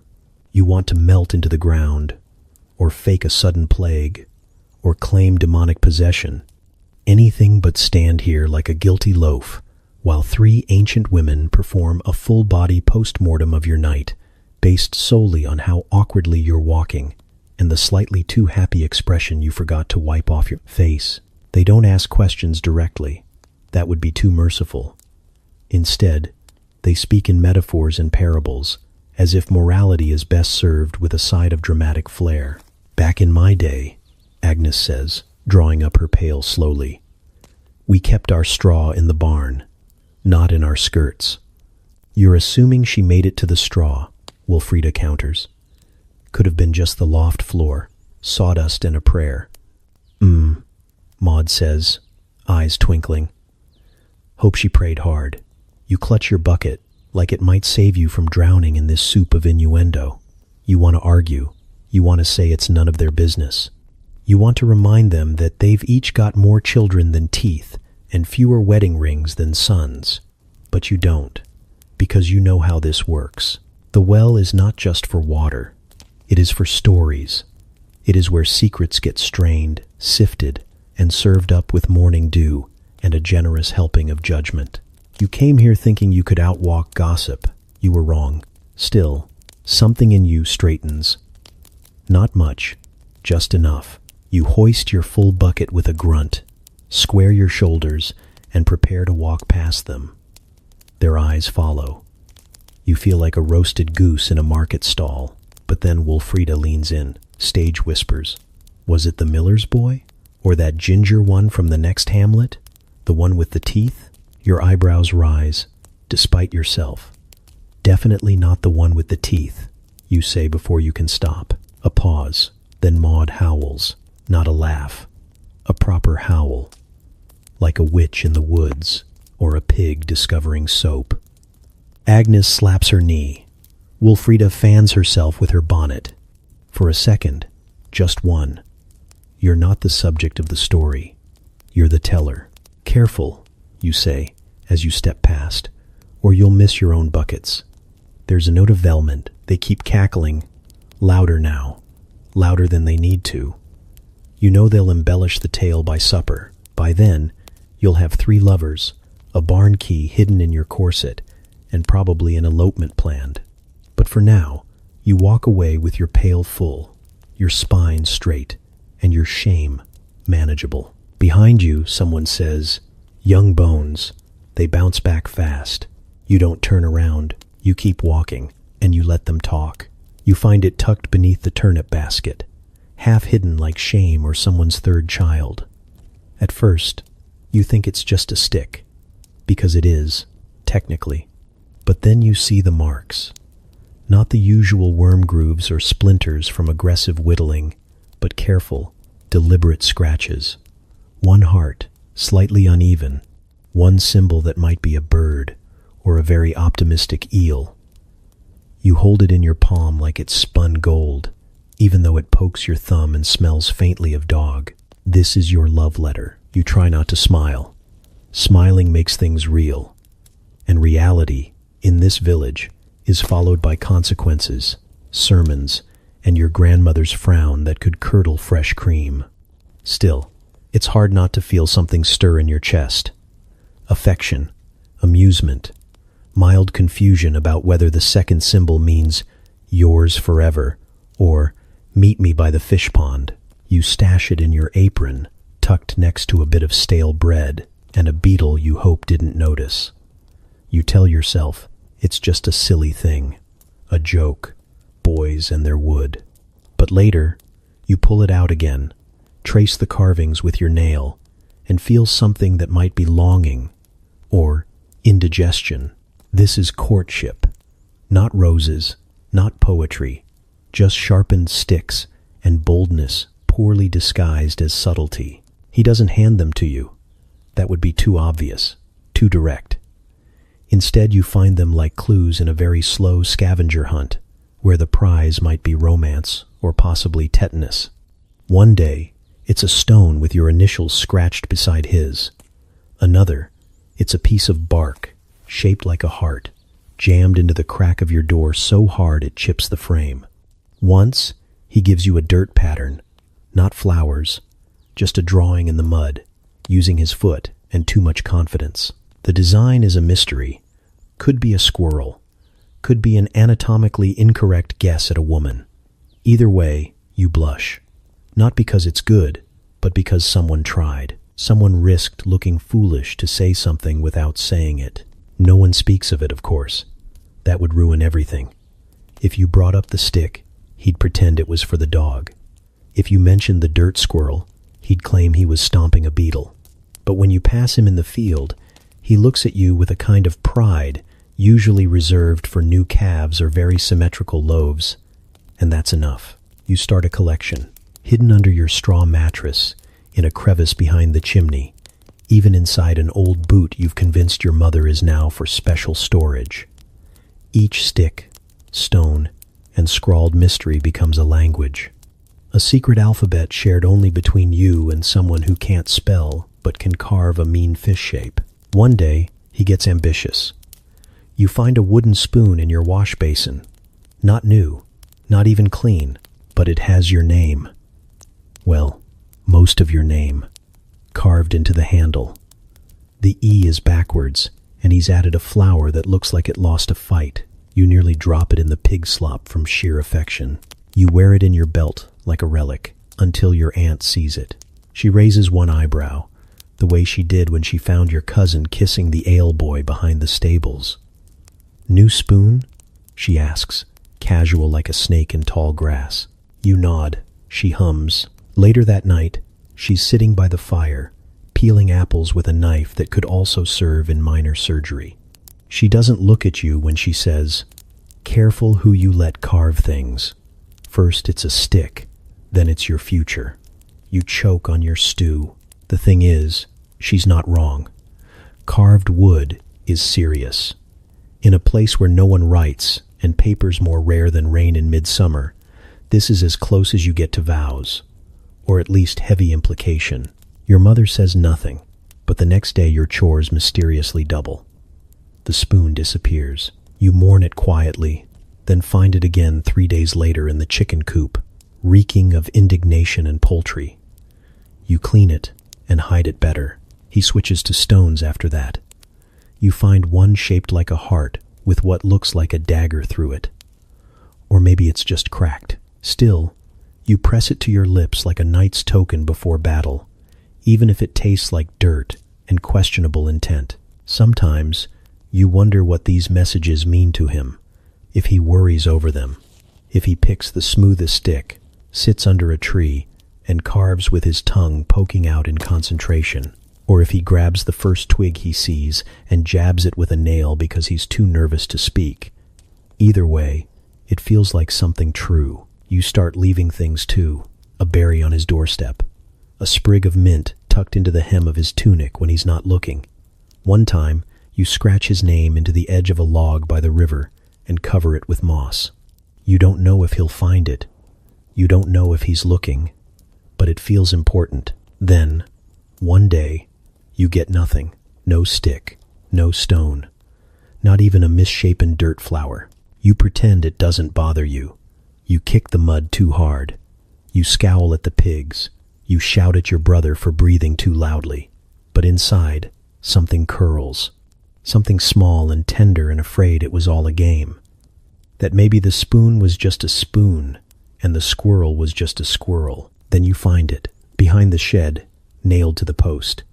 A piece of wood, larger than usual. The carving rough but deep. Your full name, spelled right this time, 2 hearts, and, incredibly, a small drawing of what might be 2 people, holding hands. You run your fingers over the grooves, feel the splinters catch on your skin, and smile. It's not paper. It's not ink. It's not poetry, but it's yours. The minstrel arrives just before midday, like a poorly timed omen, or a cousin who shows up only when there's bread. His boots are dusty, his teeth suspiciously white, and his lute has more ribbons on it than the maypole in spring. You know, instantly, that this man is trouble. Not the criminal kind, the lyrical kind, the kind that rhymes maiden with forbidden haven, and somehow makes it sound suggestive.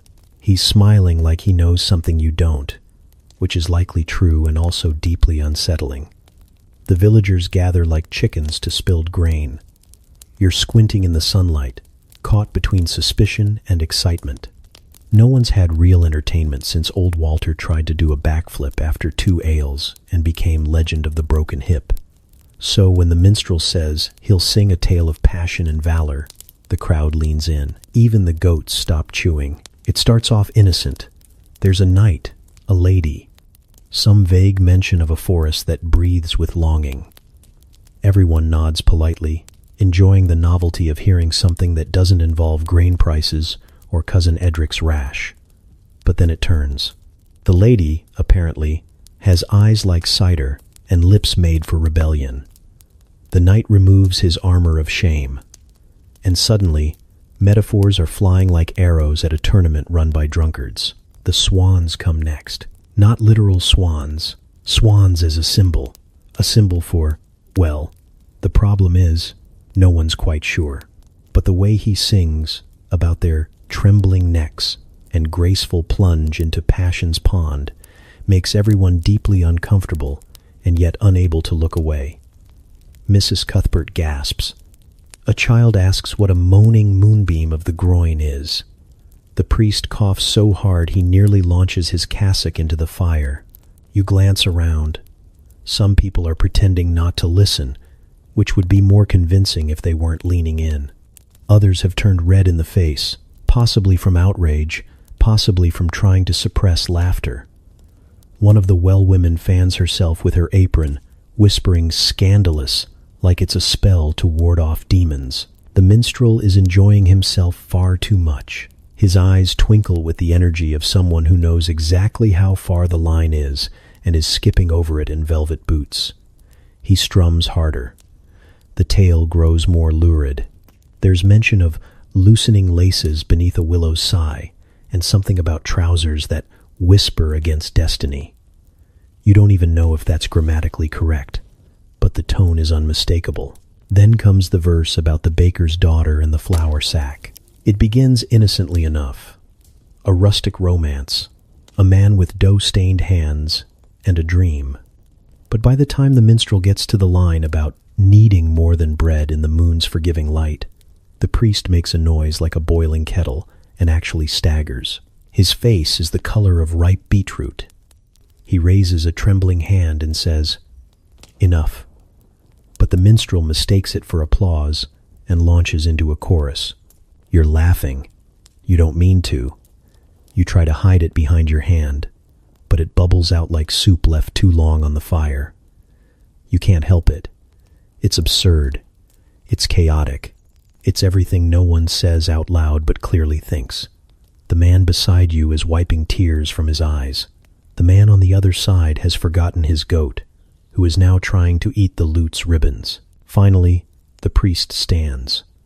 Not with fury, exactly, but with the desperate dignity of a man who fears he's moments away from losing his entire congregation to rhymed obscenity. "This," he says, "is not suitable for ears so innocent." His voice cracks on innocent, which is ironic, given the crowd. The minstrel bows, unfazed. He says something about the power of storytelling and how even the Bible has its fair share of passion. The priest glares at him like he might declare holy war. A child asks what throbbing desire means. Someone pretends not to hear. The rest of you pretend not to exist. That evening, the village hums with a strange energy. No one talks about the song, not directly, but snippets echo through the air like smoke from a badly controlled fire. Swans, can you believe it? I never trusted that willow. Did he say sighing thigh, or did I hallucinate that? Even the sheep seem vaguely aware that something has shifted. You see the minstrel once more before he leaves, lounging near the well like he owns it. He winks at you. You don't wink back, but your ears burn. You want to ask him what it all meant, whether he was being poetic or just rude, whether the flour sack thing was based on something real, but you don't. You just nod, and he nods back, and that's enough. The next Sunday, Father Aldrich delivers a sermon titled, "The Dangers of Loose Lutes and Looser Morals." He speaks for 45 minutes and never once says the word lust, but you understand him perfectly. The minstrel is already gone, off to the next village, no doubt spreading metaphors like seeds on wind, but you'll remember him, and the song, and the sound of an entire village realizing, all at once, that maybe sin has a pretty good rhythm. You don't talk about it, but you hum the chorus when no one's listening. The feast begins innocently enough, as most catastrophes do.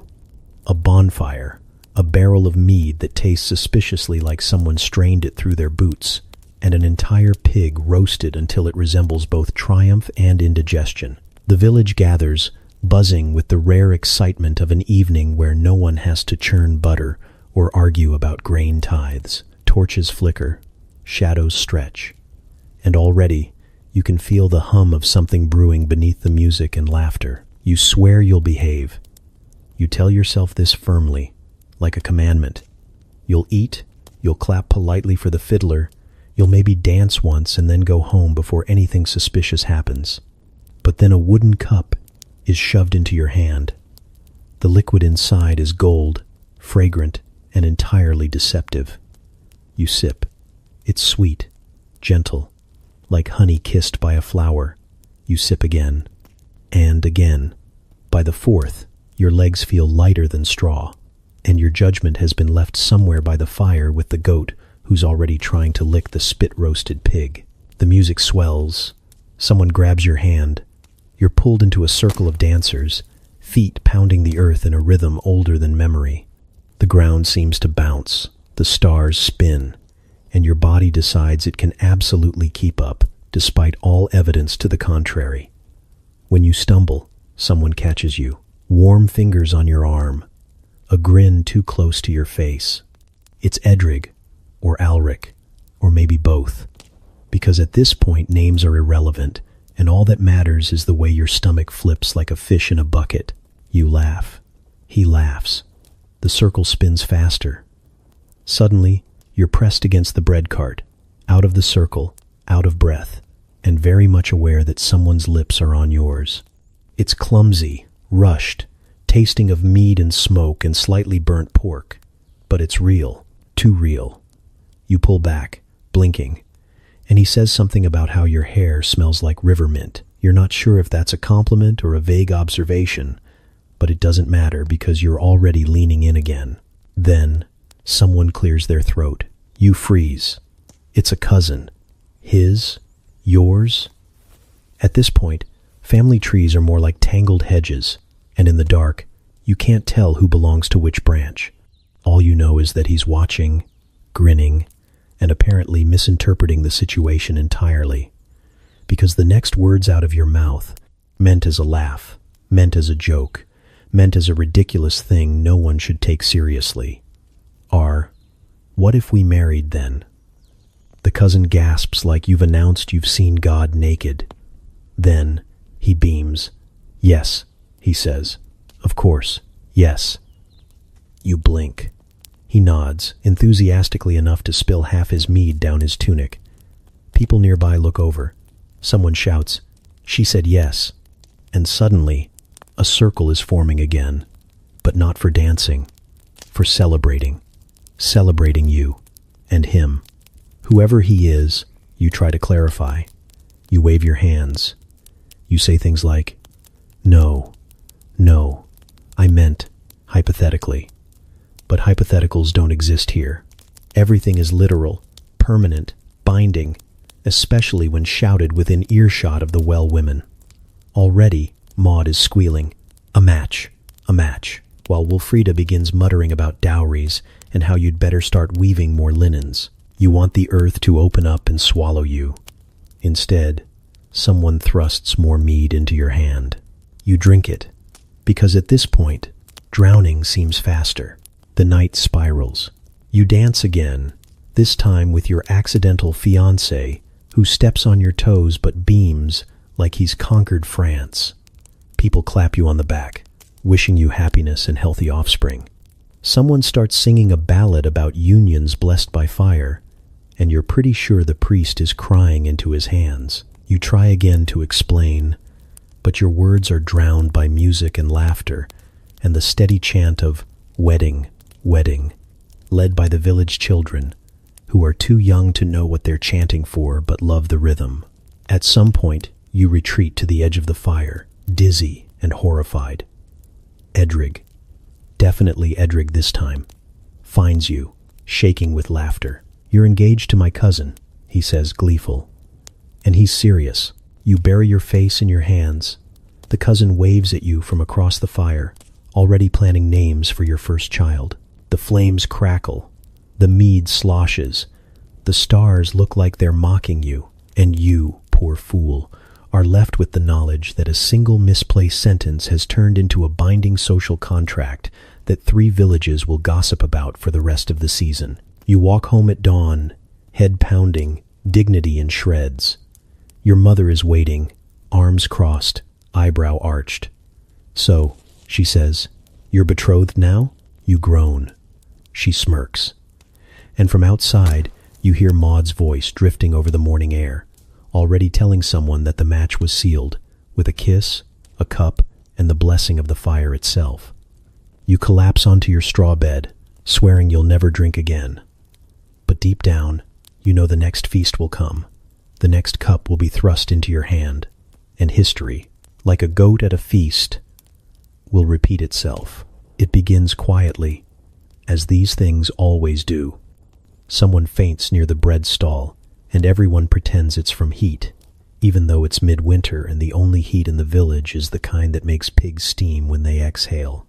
Another girl spends mornings clutching her stomach, and the word indigestion gets thrown around with suspicious frequency, as though the entire village has collectively decided turnips are suddenly that dangerous. By the 3rd case of mystery illness, you stop believing in coincidence. No one says the word. They never do. Instead, euphemisms sprout like weeds after rain. She's under the weather. She's carrying light in her cheeks. She's blessed with fullness. All of these are said with voices dripping in implication, while the subject in question walks by with a basket strategically large enough to shield her midsection. Baskets are everywhere now. Laundry baskets, bread baskets. One girl even starts carrying an empty basket just for appearances. You watch it all and wonder if the village's true harvest season is less about barley and more about babies. The well women know first, of course. They always know. They sit around the rim like crows dressed in shawls, clucking about who's been glowing and who's been sickly. Glow and sick are, apparently, the same condition, though one is whispered approvingly and the other scandalously. You draw water and hear Wolfrida mutter, "That one's walking careful," followed by Maud hissing, "Aye, and she's carrying her apron like a shield." Agnes nods sagely, adding, "There'll be a cradle built by midsummer." You want to roll your eyes, but then you glance at the carpenter's yard and see him sanding wood in the exact shape of a tiny bed, humming to himself like it's just a normal Tuesday. The men, for their part, pretend not to know anything, which means they absolutely know everything. They start carving, quietly, deliberately, as though shaping a cradle before anyone announces anything is an act of prudence rather than a public admission. You pass by the blacksmith and see a line of miniature hinges gleaming on his workbench. You pass the shepherd and find him weaving baskets suspiciously sturdier than usual, wide enough to hold more than wool.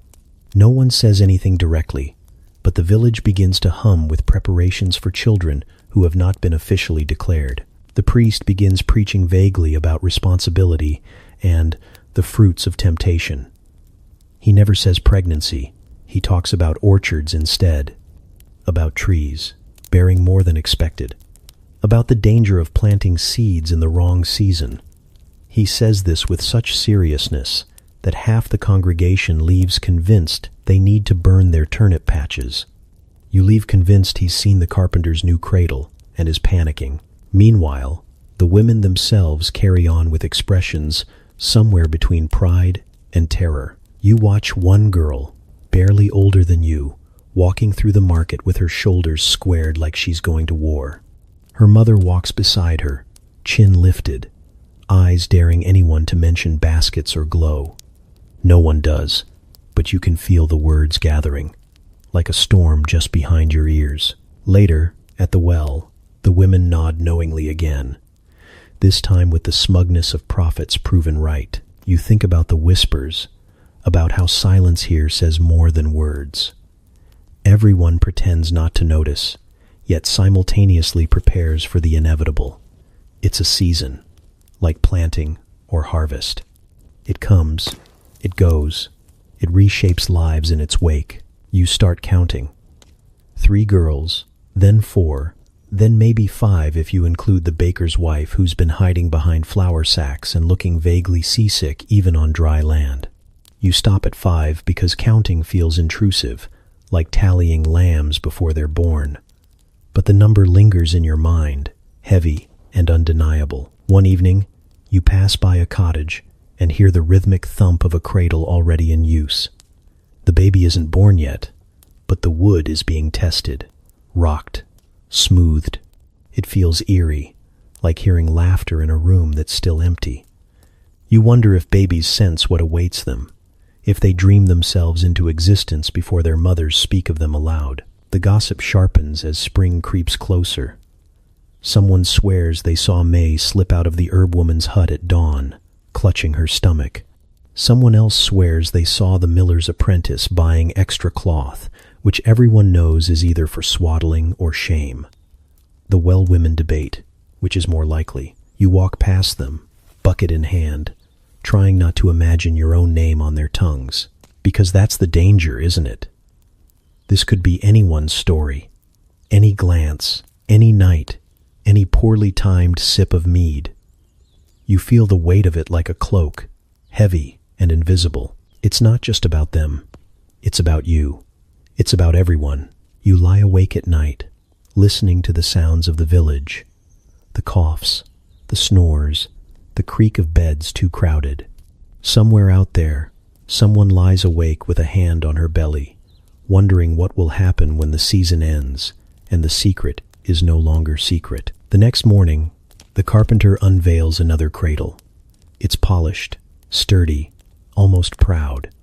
He doesn't say who it's for. He doesn't need to. The season of secret pregnancies is not really secret at all. It's just a performance, a waiting game, a silence everyone agrees to until the first wail breaks it. And then, as always, life continues, louder than gossip, heavier than shame. The summons comes at dawn, carried not by a messenger, but by the look your mother gives you across the hearth. She doesn't say anything, just lifts her chin toward the door and mutters, "The midwife wants a word."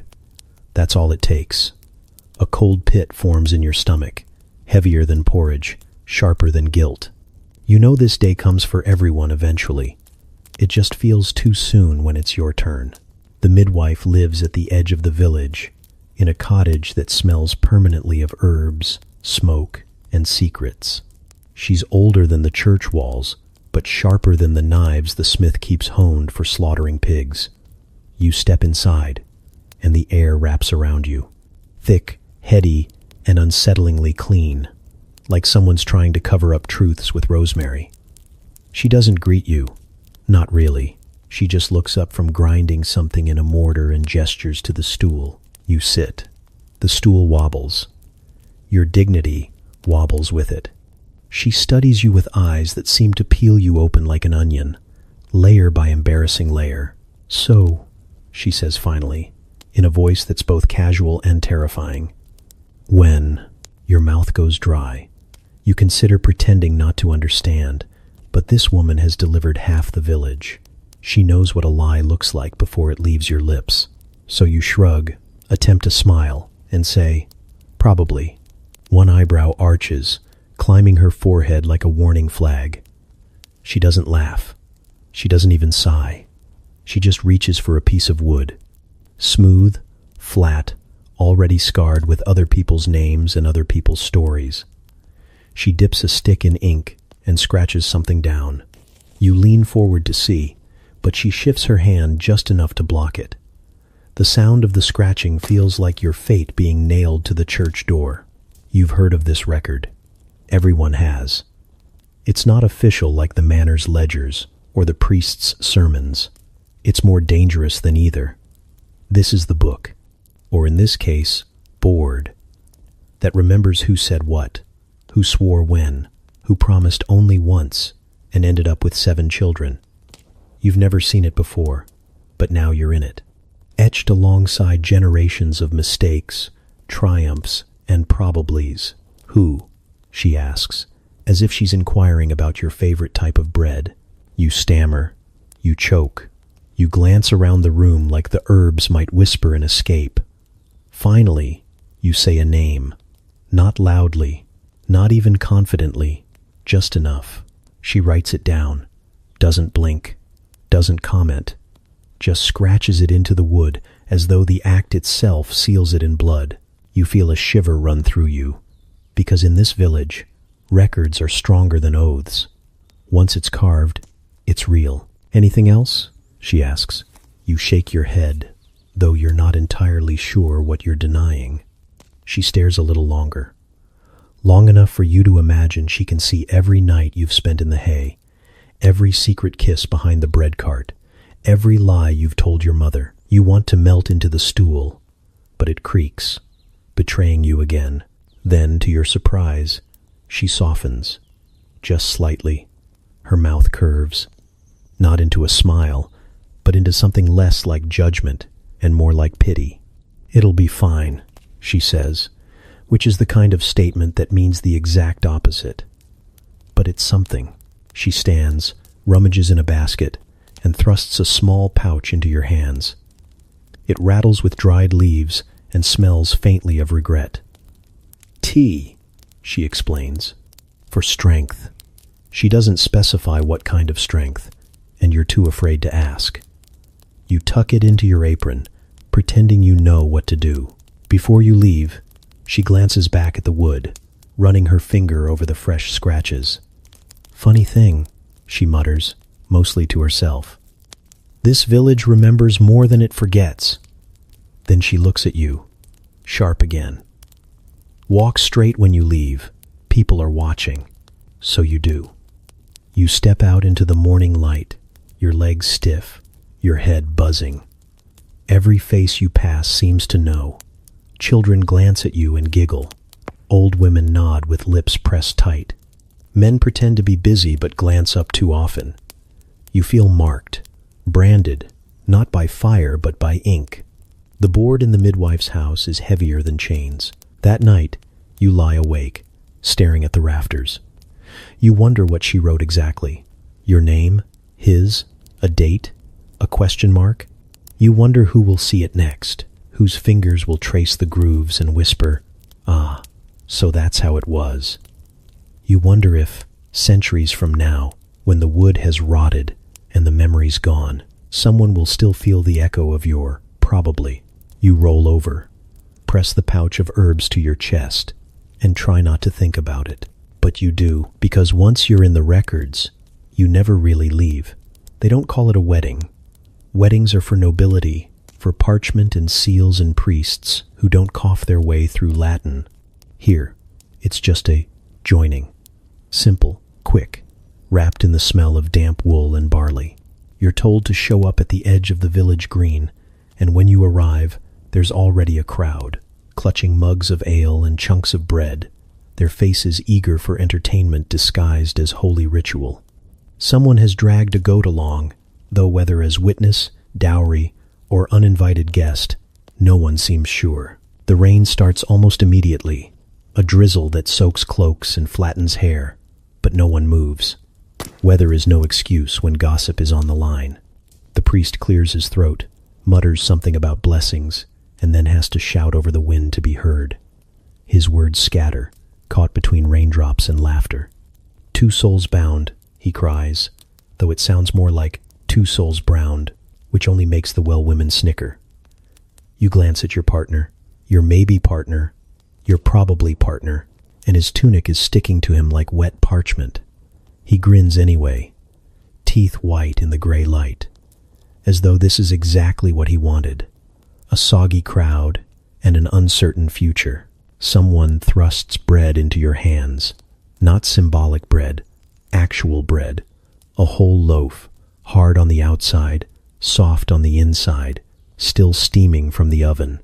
You're told to break it together, so you do, tearing it down the middle while crumbs fall into the mud. Everyone cheers as if you've just slain a dragon, not divided carbohydrates. The priest declares this bread a symbol of union. The goat sneezes loudly, unimpressed. Next comes the ale, a shared cup, carved from wood, sloshing dangerously as it's passed to you. You're supposed to drink, pass it on, and somehow not choke while everyone watches. The liquid is bitter, frothy, stronger than you expected. It burns down your throat and fills your chest with heat, and before you know it, you're grinning too, though whether from the ale or the absurdity is unclear. When your maybe partner takes his turn, foam clings to his upper lip, and the crowd howls as though this is the height of romance.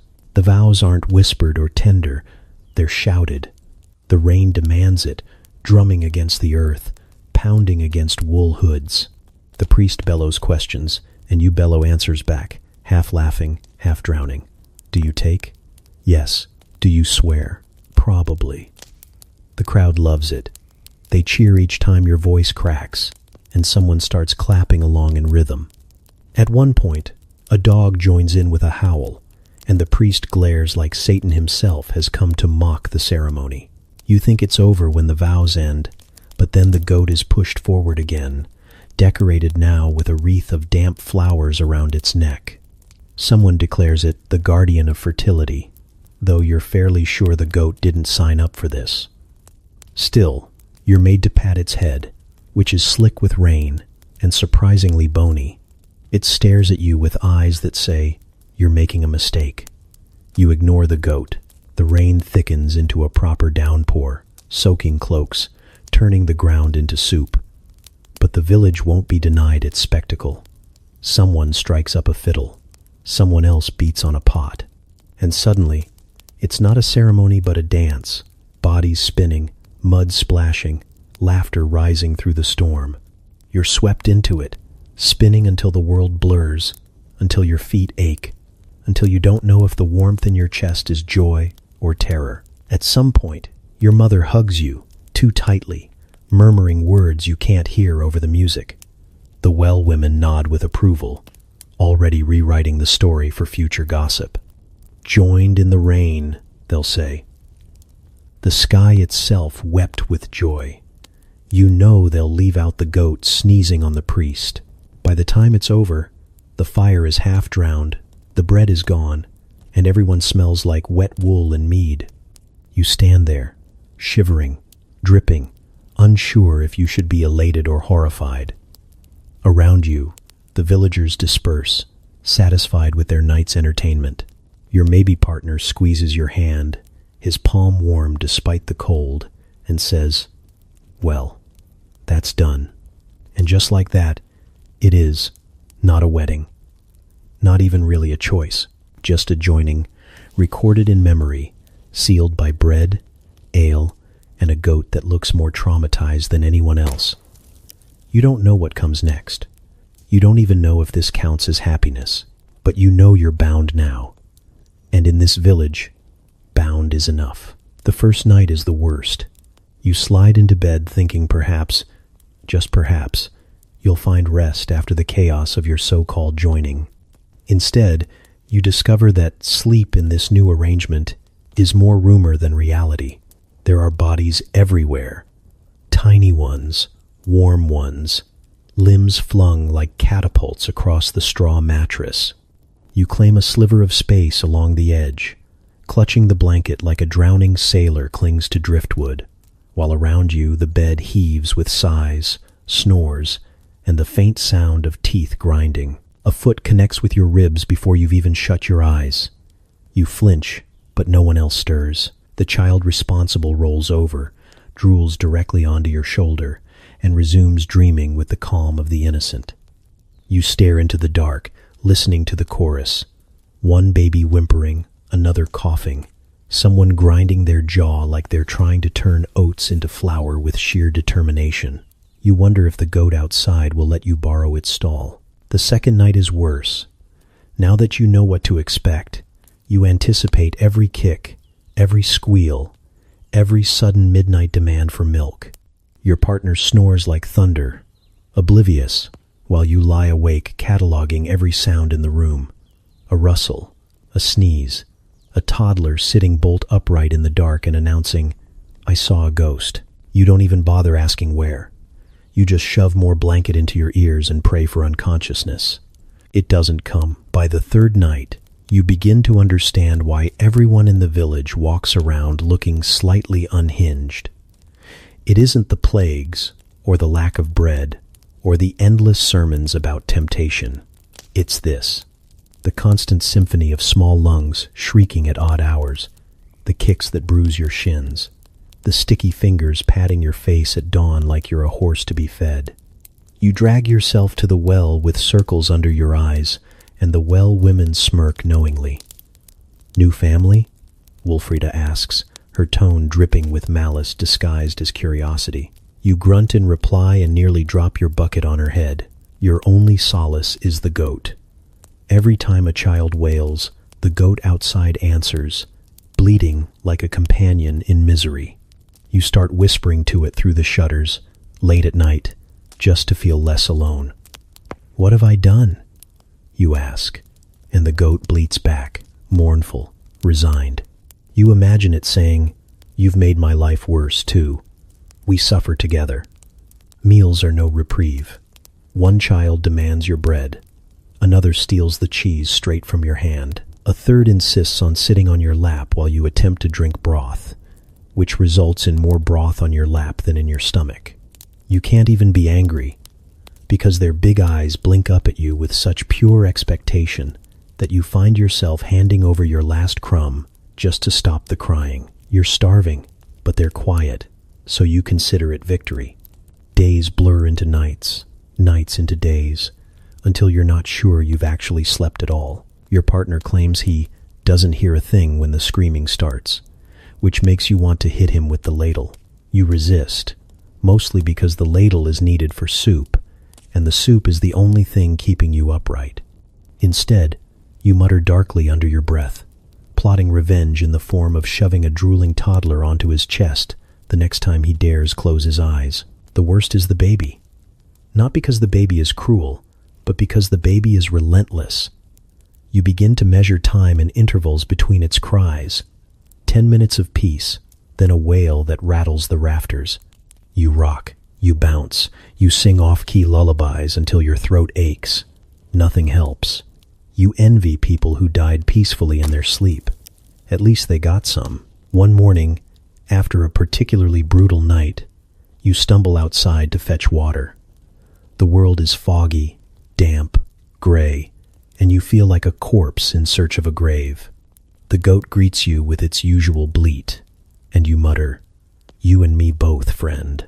Wilfrida passes by, takes one look at your face, and cackles so hard she nearly drops her basket. "First month?" she asks. And before you can answer, she adds, "It gets worse." You consider drowning yourself in the well. And yet, amidst the exhaustion and resentment, something strange happens. There are moments, brief, fleeting, when the chaos feels almost bearable. A toddler curls into your side, warm and small, sighing in sleep. The baby grabs your finger with surprising strength, refusing to let go. Even the drool on your shoulder starts to feel less like punishment and more like proof that someone trusts you enough to collapse entirely in your arms.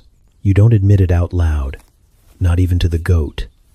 But sometimes, when the noise dies down and the world is briefly quiet, you think, maybe this is what family is supposed to be. Not restful, not peaceful, but tangled limbs, spilled broth, and the certainty that you are part of something bigger than your own tired bones. Then someone kicks you in the face, and the spell breaks. You press your palm to the bruise, stare at the ceiling, and whisper again, "What have I done?" The goat answers. Always. It always starts the same way, with him sidling over when no one else is watching, carrying the grin of a man who thinks he's clever and the smell of someone who bathes once per equinox. He leans against the fence post, arms folded like he's settling in for a deep philosophical debate, when in fact, what he's preparing to do is make everyone uncomfortable. His opening line is always identical. You know, in some villages, you know what comes next. It's never about farming techniques or better ways to mend a roof. No, his some villages are always hypothetical utopias where everyone's sharing wives, husbands, goats, and probably the occasional turnip. Today is no different.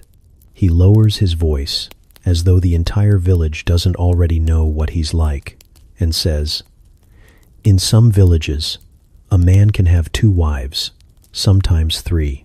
You nod, not looking up, focusing with great intensity on the lichen stuck to your shoes.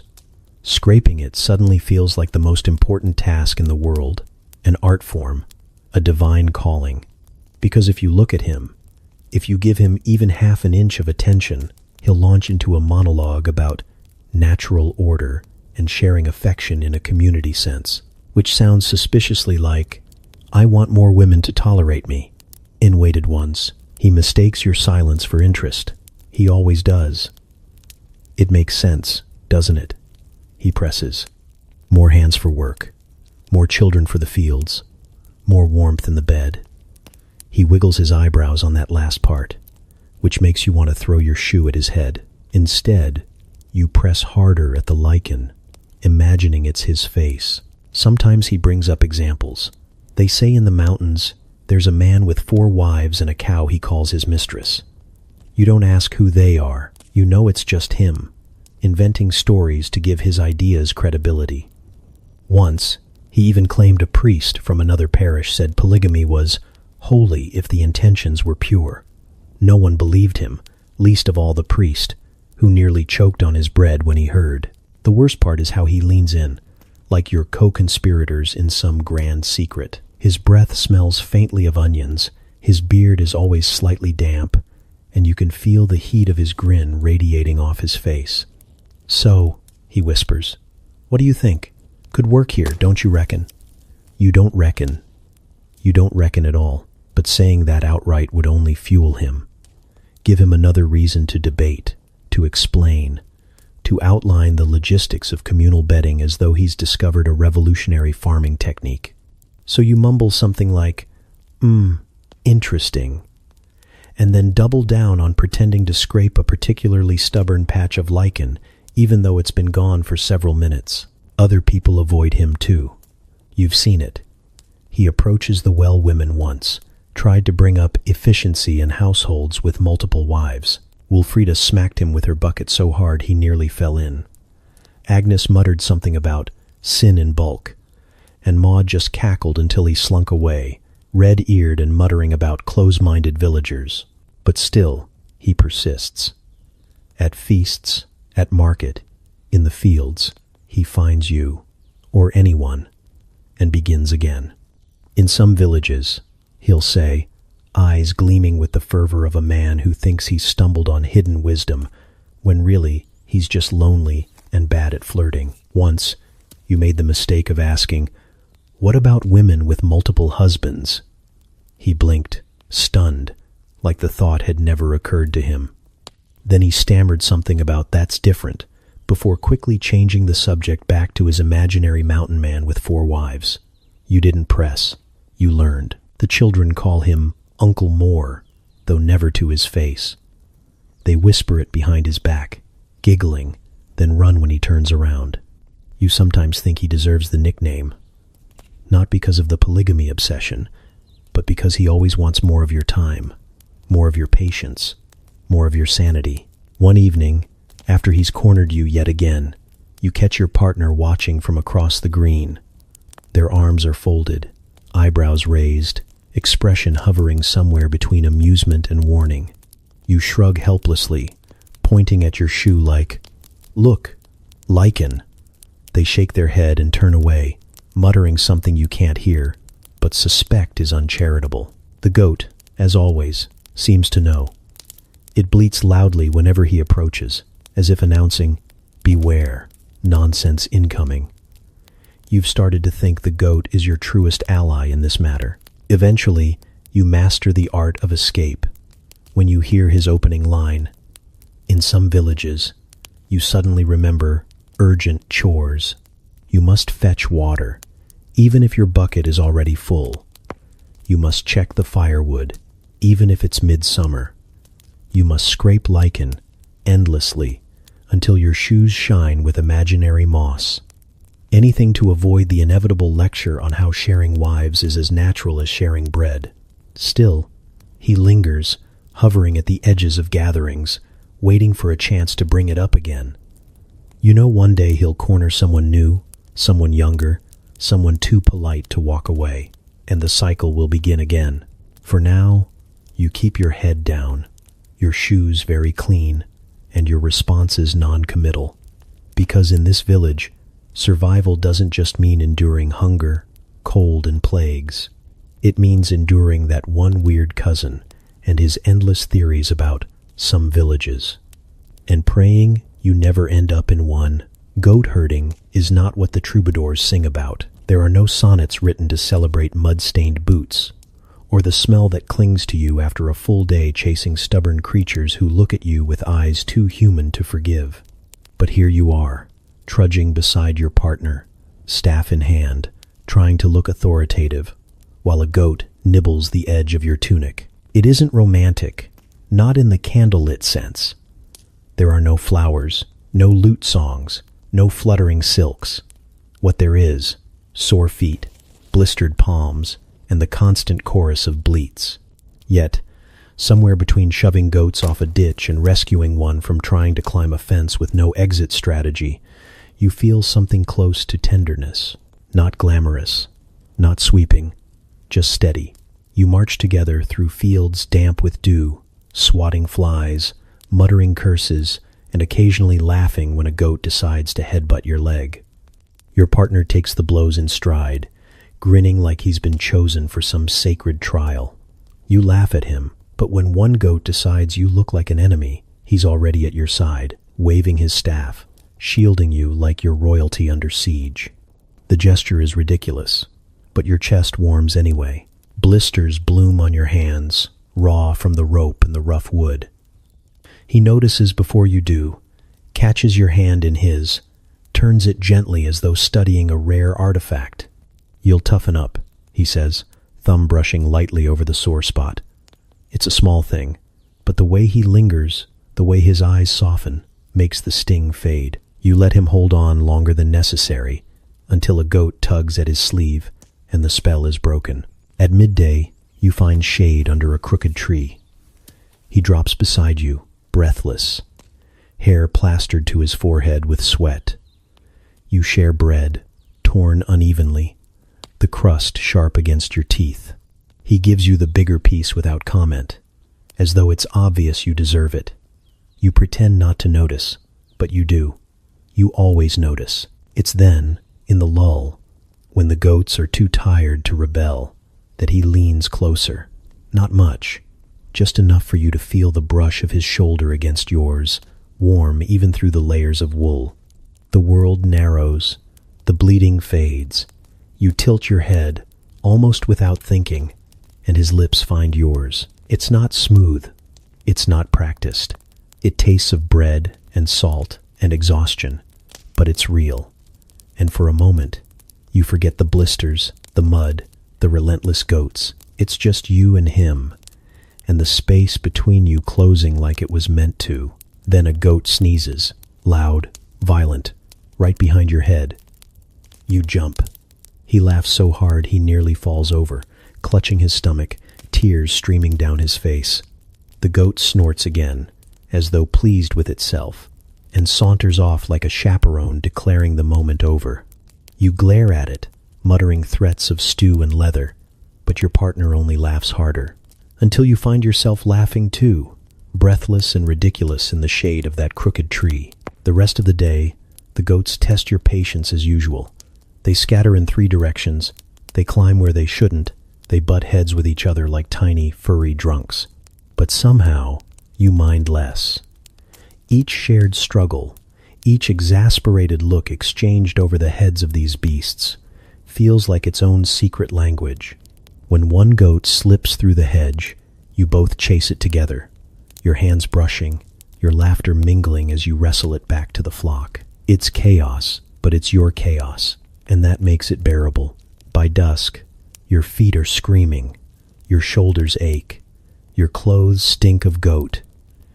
You should feel miserable, but as you trudge home, side by side, he reaches for your hand again.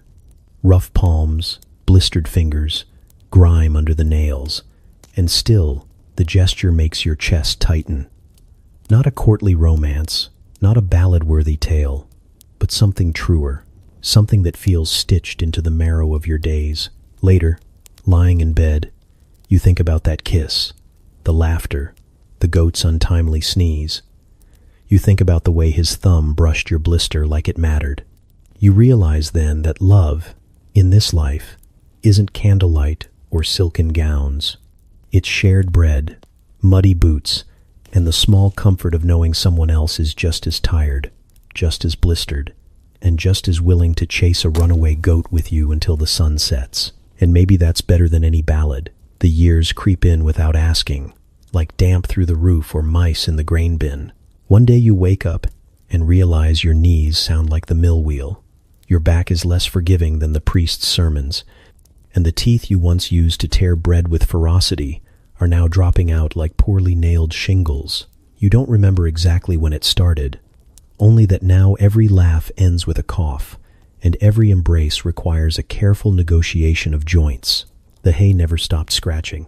No matter how many winters pass, no matter how many times you curse it, the straw finds ways to jab you in the side, leave welts on your legs, creep into places no material should go.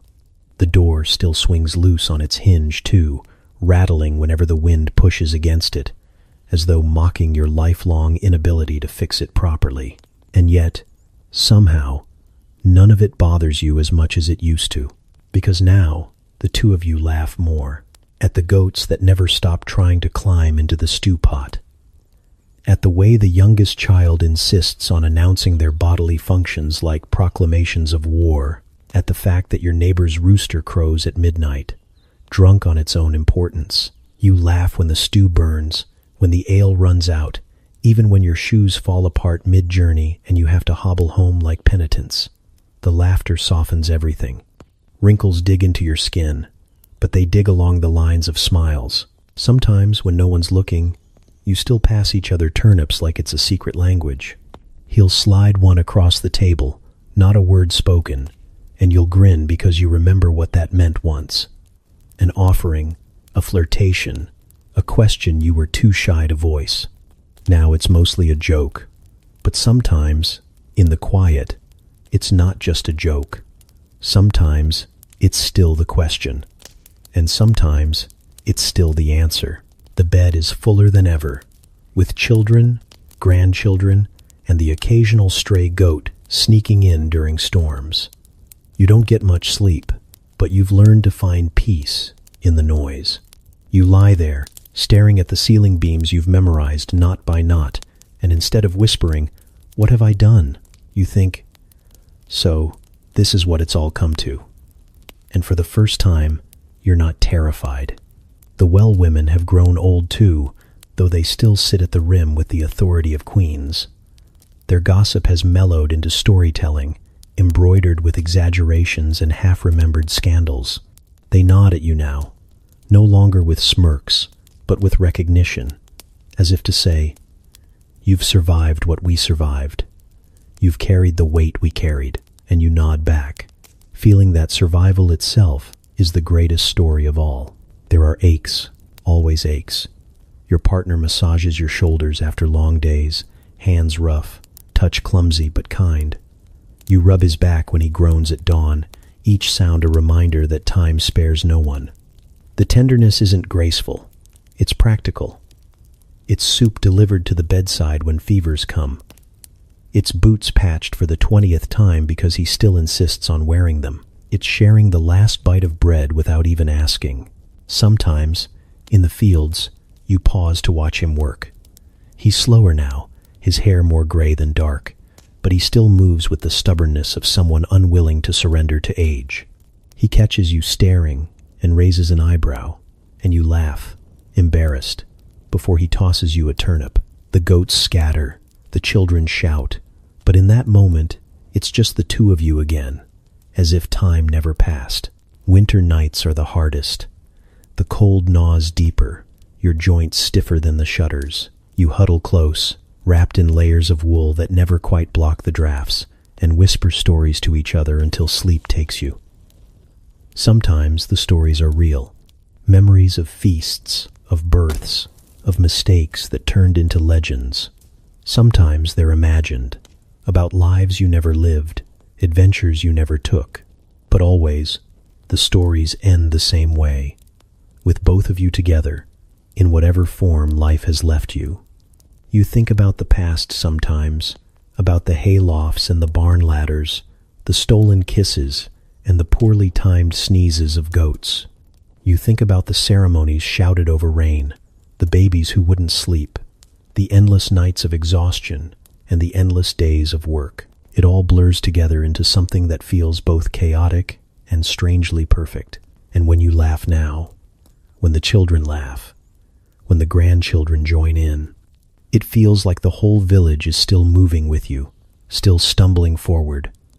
One tooth, one turnip, one whispered joke at a time. The hay scratches, the door rattles, your knees ache. But none of it matters as much as the warmth of his hand in yours, calloused and familiar, the kind of touch that has weathered years and storms and still lingers with quiet certainty. You grin at him across the table, another turnip sliding between you, and for the first time in a long time, you don't just feel old, you feel eternal. You wake up to the sound of chickens screaming like unpaid heralds, announcing another dawn you didn't ask for. The fire has gone out, your feet are cold, and a child has somehow crawled sideways across your chest in the night, drooling into your hair. You peel them off gently, sit up, and stretch, joints popping like old doors. Beside you, your partner snores softly, face pressed into the same lumpy straw mattress you've shared for what feels like 100 years. It isn't glamorous. It never was. There's no bard writing a ballad about your mornings, no lute-strumming wanderer immortalizing the romance of scraping frost off a water bucket. But there's something steady here, something that lasts longer than roses or silk or metaphors about trembling swans.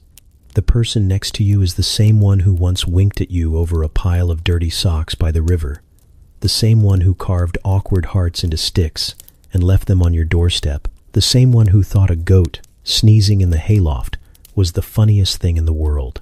You look at him now, older, hair more gray than not, teeth fewer than before, back bent from years of fields, and somehow you still grin, because he's still him. Still the same man who passes you turnips across the table with a mischievous smile.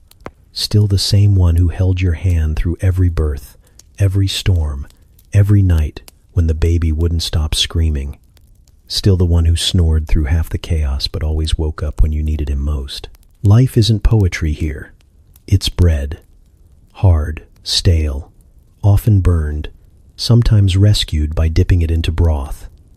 Bread you eat together, bread you tear in half without thinking, bread that's sometimes the only thing keeping the children quiet long enough for you to remember what silence feels like.